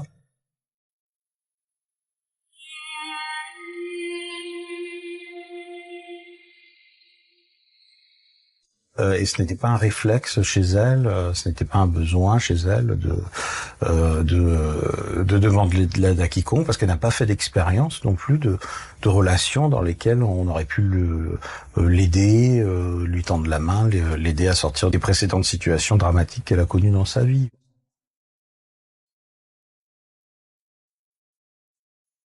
En fait, c'est ça le problème, c'est qu'on peut se dire, elle aurait pu demander de l'aide, elle avait quand même la famille, des amis, elle aurait pu appeler au secours dans la détresse qui était la sienne. Elle ne peut pas le faire, elle n'y arrive pas, elle n'est plus en capacité, nous disent les psychologues et les psychiatres, de le faire. Elle-même se décrit comme agissant comme un robot, et manifestement, quand elle passe à l'acte, je dirais qu'elle est partie. Elle n'est plus là, quoi. Elle est déjà dans un au-delà qu'elle se prépare parce que la vie, le quotidien lui est insupportable.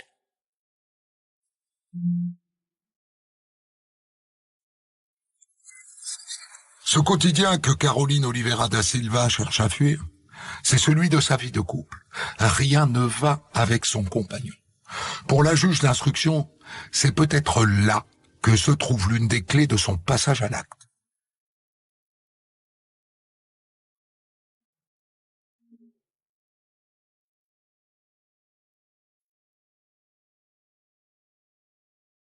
En fait, la juge s'aperçoit que, au fur et à mesure qu'elle instruit ce dossier, il y a quand même à côté un compagnon, et un compagnon qui semble en effet avoir une personnalité particulière et qui semble aussi avoir eu vis-à-vis de la mise en cause une sorte finalement d'influence, pas forcément positive mais plutôt négative. Paul Bonan, expert psychiatre.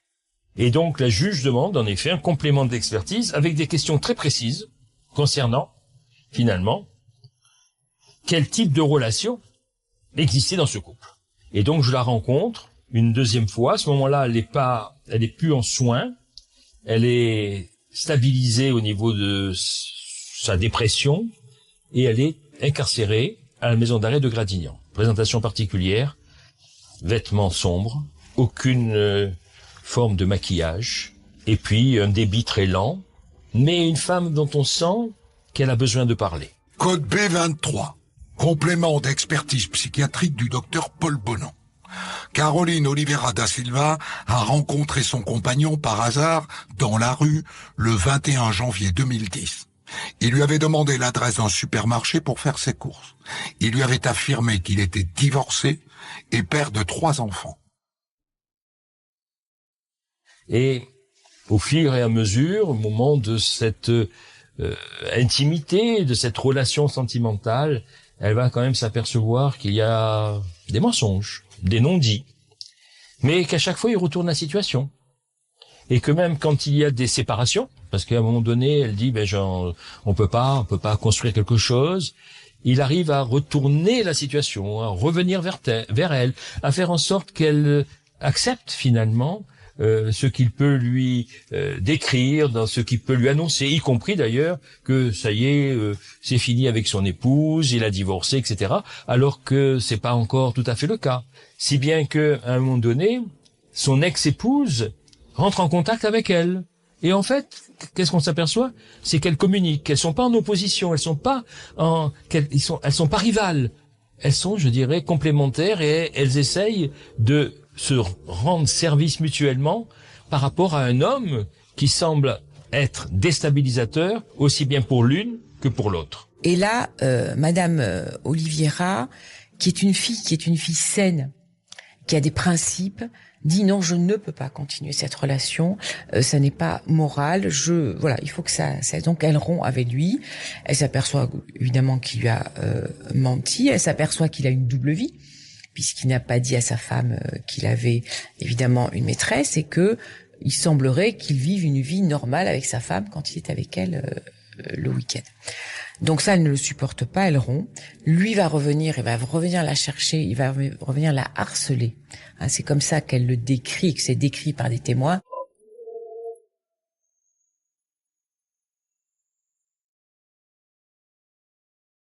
En effet, moi je pense que on peut parler de domination et d'emprise de la part de cet homme. Elle rapporte plusieurs tentatives de séparation, mais à chaque fois il revient à la charge. En l'attendant à la débauche du travail, par exemple, en s'installant sous sa fenêtre, par exemple, en lui offrant des fleurs, par exemple, en l'appelant au téléphone sur son lieu de travail. Il aurait même payé un musicien pour qu'il vienne chanter à la porte de son lieu de travail. Je crois que tout ça, si vous voulez, ça montre bien, non pas, on pourrait penser d'un attachement, mais après, dans la façon que se construit ce couple, on voit bien qu'il est dans une forme de pouvoir prendre, non pas l'attachement, mais l'attache, le lien, et de pouvoir ce lien le contrôler totalement de A à Z. Et rappelons-nous que dans son enfance, il y a l'image du père qui est un peu écornée. Elle le dit, cette démonstration d'amour la touche. Et c'est pour ça qu'elle va revenir vers lui. Que malgré tout, malgré les ruptures, elle va finir par revenir vers lui parce qu'il insiste. Et elle dit, s'il insiste autant, c'est qu'il doit m'aimer beaucoup. Et voilà, il lui donne ce qu'elle a envie, au moins dans un premier temps. Et donc c'est pour ça que cette femme dont on sent qu'elle est par ailleurs intelligente, qu'elle a à la fois de la personnalité, qu'elle est fine. C'est une fille qui est vraiment fine dans l'analyse des situations. Eh bien là, elle va pas voir ou elle ne veut pas voir. Je crois qu'elle ne veut pas voir. Et donc elle va se laisser charmer jusqu'au bout. Et ils mettent en route le petit Léo.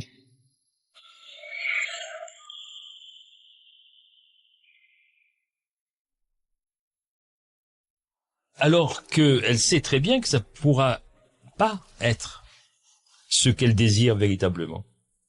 Et d'ailleurs, ça se manifeste dès le début de la grossesse, et notamment à l'accouchement, et notamment au début de l'évolution de l'enfant, avec un père qui, de toute évidence, a quelque chose qui bloque. Elle m'a dit qu'il aurait même pensé que son fils aurait pu être trisomique. Vous voyez jusqu'où ça peut aller. Alors que l'enfant n'a pas de faille, ni de déficience, ni de troubles morphologiques, ni de troubles intellectuels. Certes, il est un petit peu comme un enfant, on peut l'être, un peu turbulent, un peu en difficulté, mais peut-être justement par rapport à ce qu'il observe dans le couple parental. Car un enfant est très observateur, et il s'aperçoit très nettement de ce qui va bien ou ce qui va mal dans les relations entre son père et sa mère. Et je pense que l'enfant, s'il était turbulent, c'est qu'il y avait aussi cette sensation, ce sentiment qu'il y avait de l'eau dans le gaz dans la relation entre ses parents.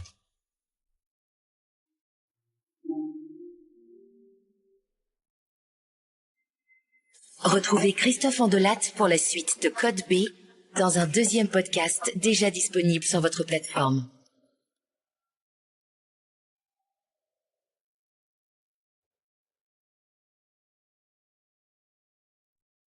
Mercedes-Benz. Cette voiture, elle a toujours été là. À 6 ans, vous la faisiez rouler dans les 4 coins de votre chambre. À 15 ans, vous la pilotiez sur les circuits de vos jeux vidéo préférés. Et aujourd'hui, vous avez fini de jouer, mais pas de vous faire plaisir. Jusqu'au 30 septembre pendant les Star Days, prenez le volant de la Mercedes de vos rêves et profitez de nos offres sur de nombreux modèles. Rendez-vous chez votre distributeur Mercedes-Benz. Star Days journée étoilée, détails sur mercedes-benz.fr. Pour les trajets courts, privilégiez la marche ou le vélo. Europe 1. On de la raconte, Code B, la suite de votre épisode. Code B23. Complément d'expertise psychiatrique du docteur Paul Bonan. L'examen de Caroline Oliveira da Silva révèle l'existence d'un état anxio-dépressif à cause d'une situation conjugale complexe et compliquée. L'infraction reprochée est à mettre en lien avec ses relations conjugales de plus en plus problématiques, avec ce sentiment qu'elle devait trouver une solution pour se séparer de son compagnon. Alors le couple évolue dans un sens qui est finalement assez logique par rapport à sa psychologie à elle, c'est-à-dire que d'abord elle sait qu'il y aura pas d'autres enfants. Lui, il en a déjà 3 précédemment. Il lui a dit, voilà, il y en aura un, il y en a pas d'autres. Donc c'est son unique enfant. Et une fois qu'elle a Léo, eh bien finalement, elle va se refermer un petit peu sur lui. Elle va créer une relation très fusionnelle. Elle va vouloir le meilleur pour lui. Elle va se couper. Elle va se couper de sa famille. Elle va se couper de ses amis. Peu à peu, son seul centre d'intérêt, son principal centre d'intérêt sera Léo. Elle fait en effet tout pour lui apporter l'amour qu'elle considère nécessaire à sa stabilité, à son bien-être. Et c'est une relation presque fusionnelle, en effet. Mais c'est pas une relation fusionnelle, je dirais, dans le sens de se l'accaparer à elle toute seule, mais plutôt dans le sens de la protection. D'être finalement d'être la coquille qui va protéger l'enfant de ce qui peut se passer dans les relations avec son père, vu que c'est un père agressif. Hein. Et donc, elle est là pour être la coquille. Comme si finalement, il fallait que l'enfant retourne dans la matrice pour qu'il soit le mieux protégé possible.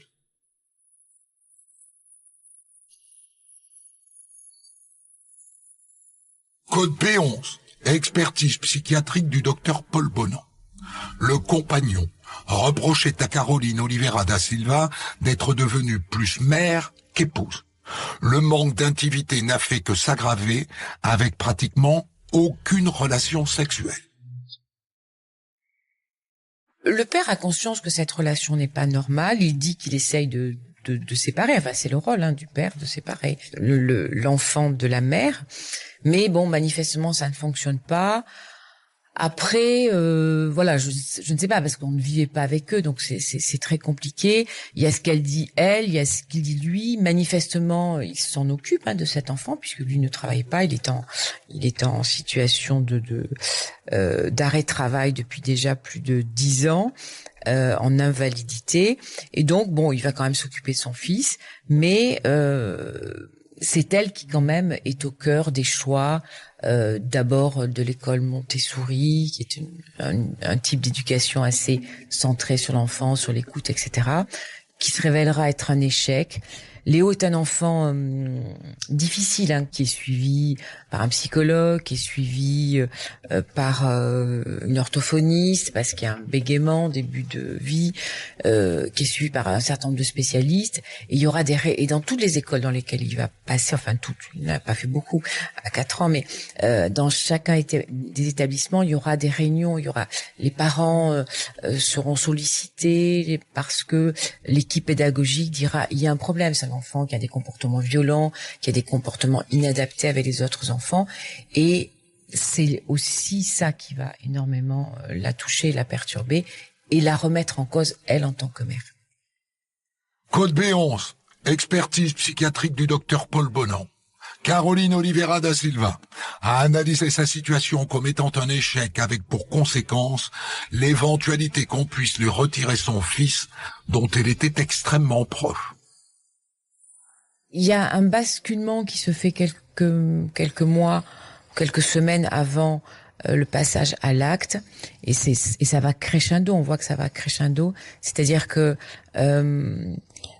il y a des réunions pédagogiques où on leur dit que cet enfant va mal, qu'il faut mettre en place un certain nombre de choses, et au moment où cela semble aller mieux, mais parce que elle est mal, elle va avoir peur que y ait un signalement qui soit fait et que cet enfant lui soit pris. On peut pas parler de paranoïa parce qu'il n'y a pas de symptômes psychiatriques chez elle, mais il y a une peur parce que vraisemblablement, et on revient encore à son enfance à elle, je pense qu'il y a quand même une fragilité qui fait elle perd confiance, au moins dans son rôle de mère qui est le rôle de sa vie. Voilà, c'est le rôle de sa vie. Elle va perdre confiance en elle, elle va se dire qu'elle n'est pas d'une bonne mère, elle va se dire qu'elle est toxique pour son fils. Voilà, et c'est ça, hein, elle va se dire qu'elle est toxique pour son fils et que le père n'est pas à la hauteur non plus. Code P11. Rapport d'expertise psychiatrique du docteur Paul Bonan. Caroline Oliveira a considéré qu'elle était devenue toxique et qu'il fallait donc trouver une solution pour que son fils ne souffre plus. Elle devait disparaître avec lui pour qu'elle soit toujours avec lui dans la mort.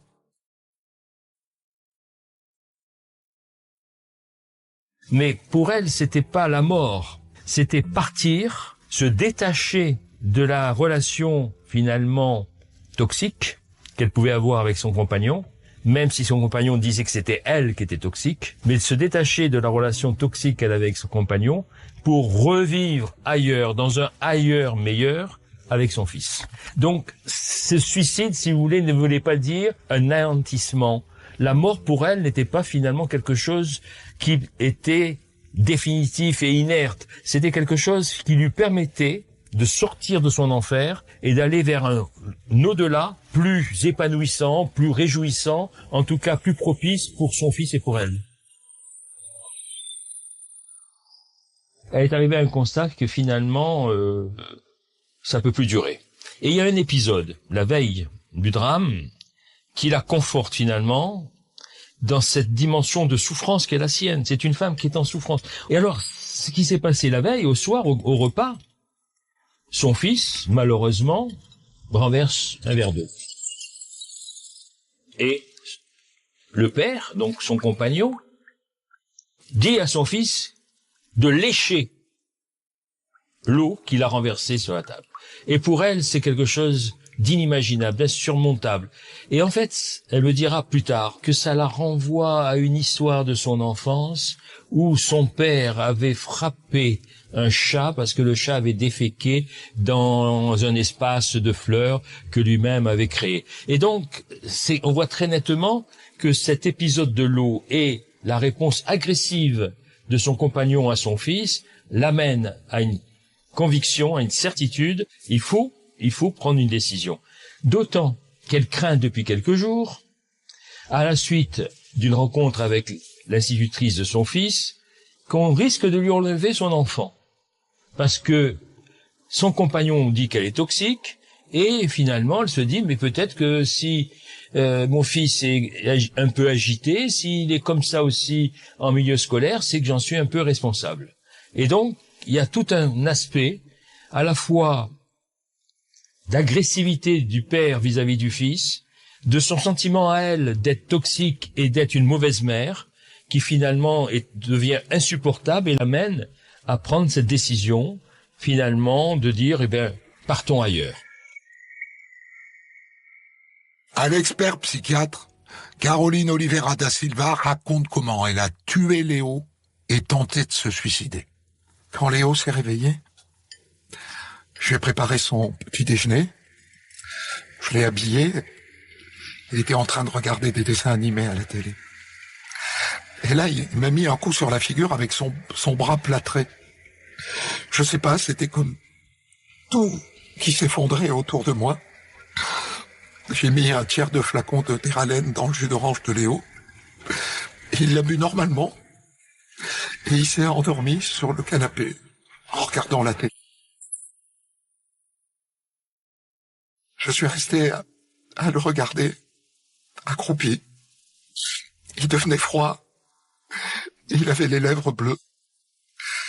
Et puis moi, j'ai pris plein d'antidépresseurs. Et j'ai ramené Léo dans ma chambre. Et je me suis couché à côté de lui. Je voulais mourir avec lui.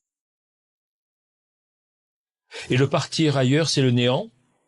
Mais le néant qui n'est pas forcément rien, c'est quelque chose d'autre dans son imaginaire qui peut être quelque part plus beau.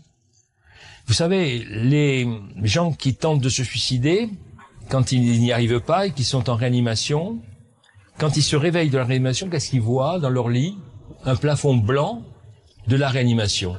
Et ce plafond blanc, pour eux, c'est quelque chose qui peut représenter d'une façon très éphémère, mais quelque chose de autre.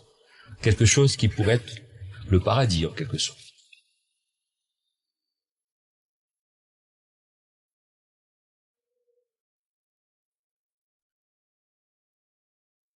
En réanimation, dès le réveil, il semblerait, d'après les éléments qui nous ont été rapportés, qu'elle dit soit un médecin, soit une infirmière, je sais pourquoi je suis là, j'ai tué mon fils. Voilà. Donc, ça montre quand même que cette femme avait toute sa conscience.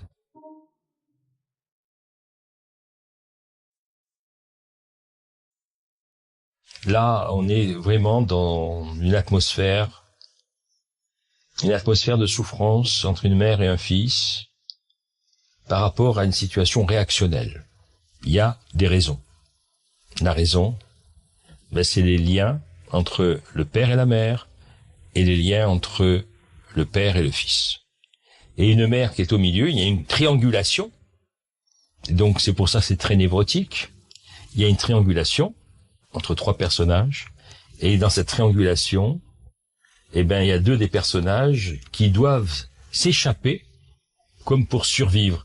Et en fait, le paradoxe, c'est pour survivre, il faut mourir.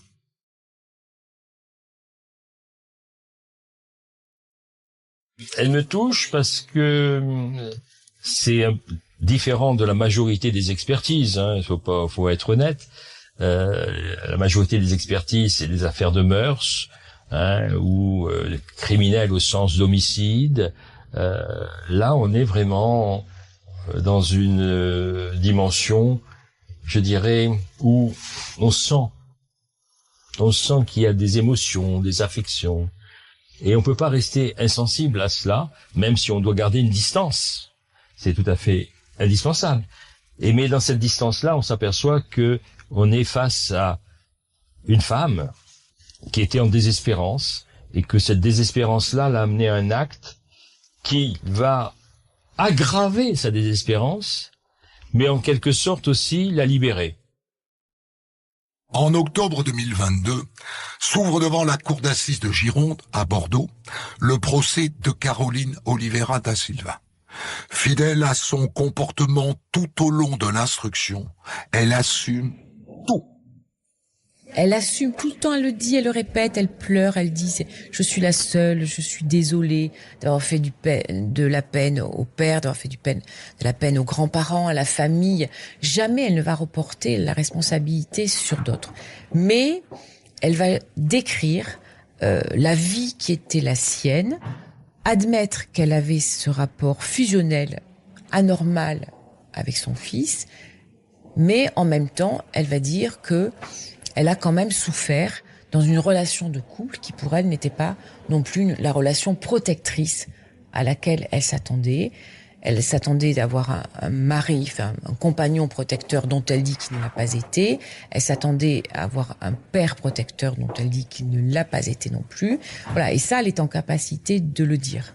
Mais pour autant, elle n'accuse pas le père, évidemment, du passage à l'acte. Mais elle pose un décor, on va dire.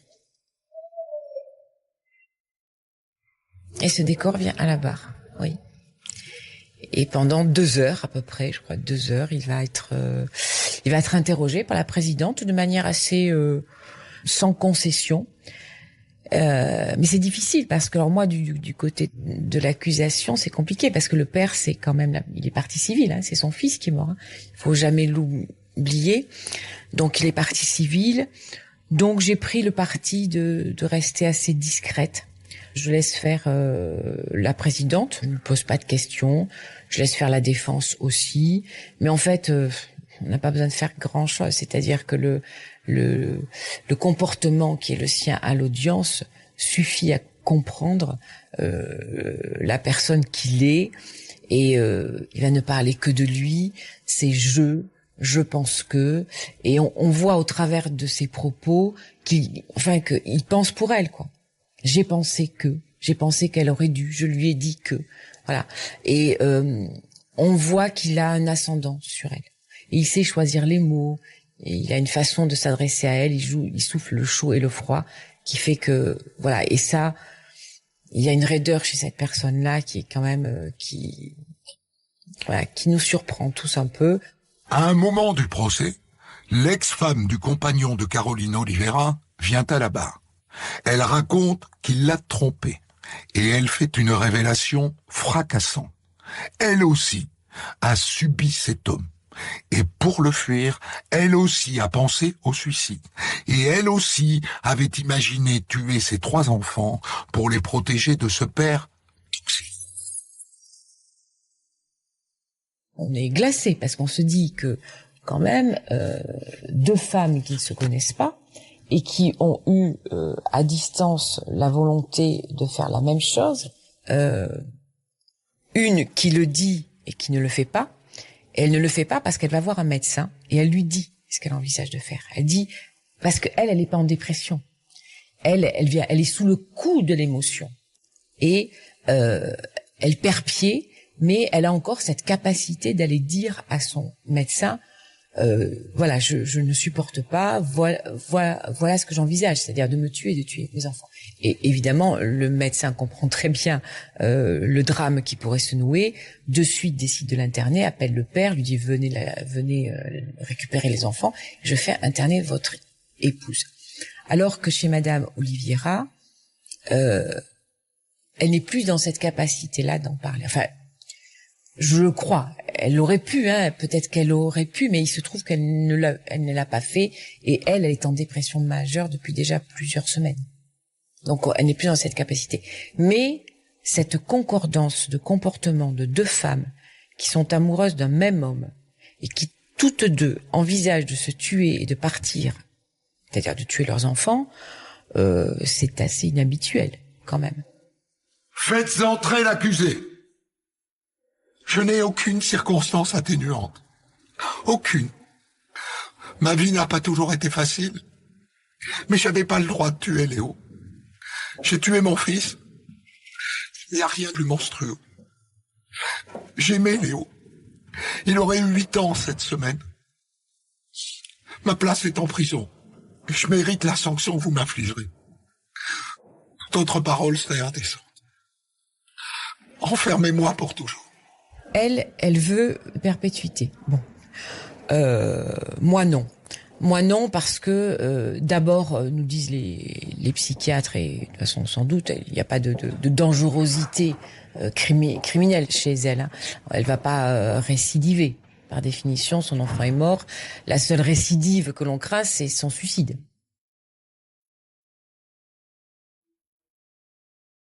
Moi, j'ai essayé de faire passer le message d'une société qui n'est pas vengeresse par rapport à un acte qui est à la fois monstrueux, mais qui n'a pas été commis par un monstre. Voilà, c'est l'idée que je veux faire passer. Elle n'est pas un monstre. C'est juste une femme qui est en souffrance terrible, qui n'a pas pu demander de l'aide.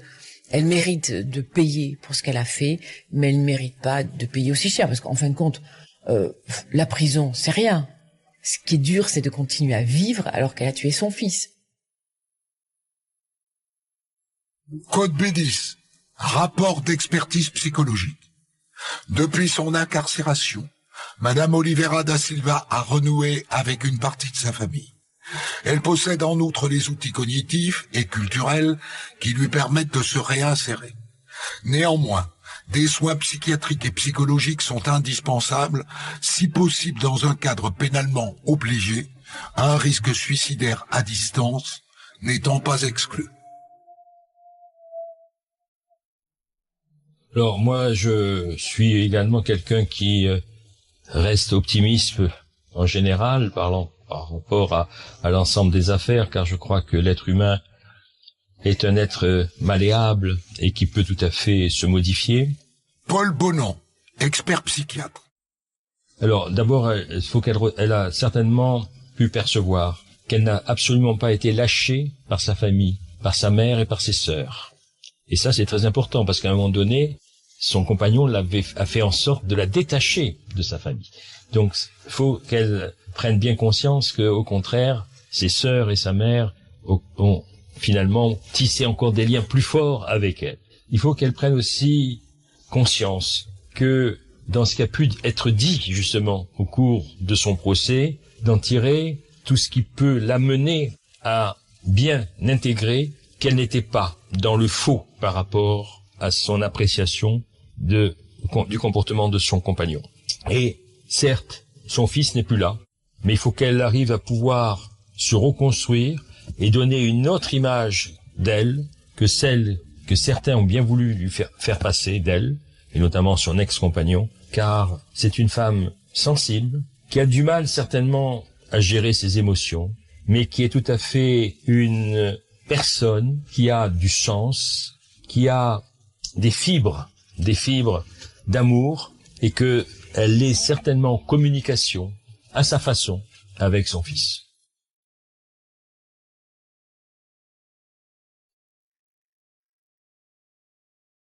L'avocate générale requiert 12 ans de réclusion criminelle.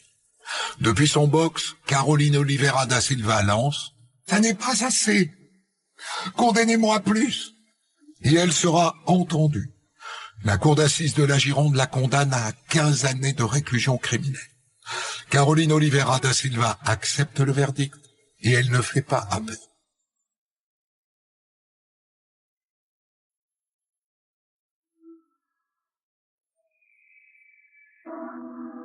C'était On Delattre raconte Code B, rédaction en chef Guillaume Maury, stagiaire Émile Provost, réalisation Mathieu Fresne.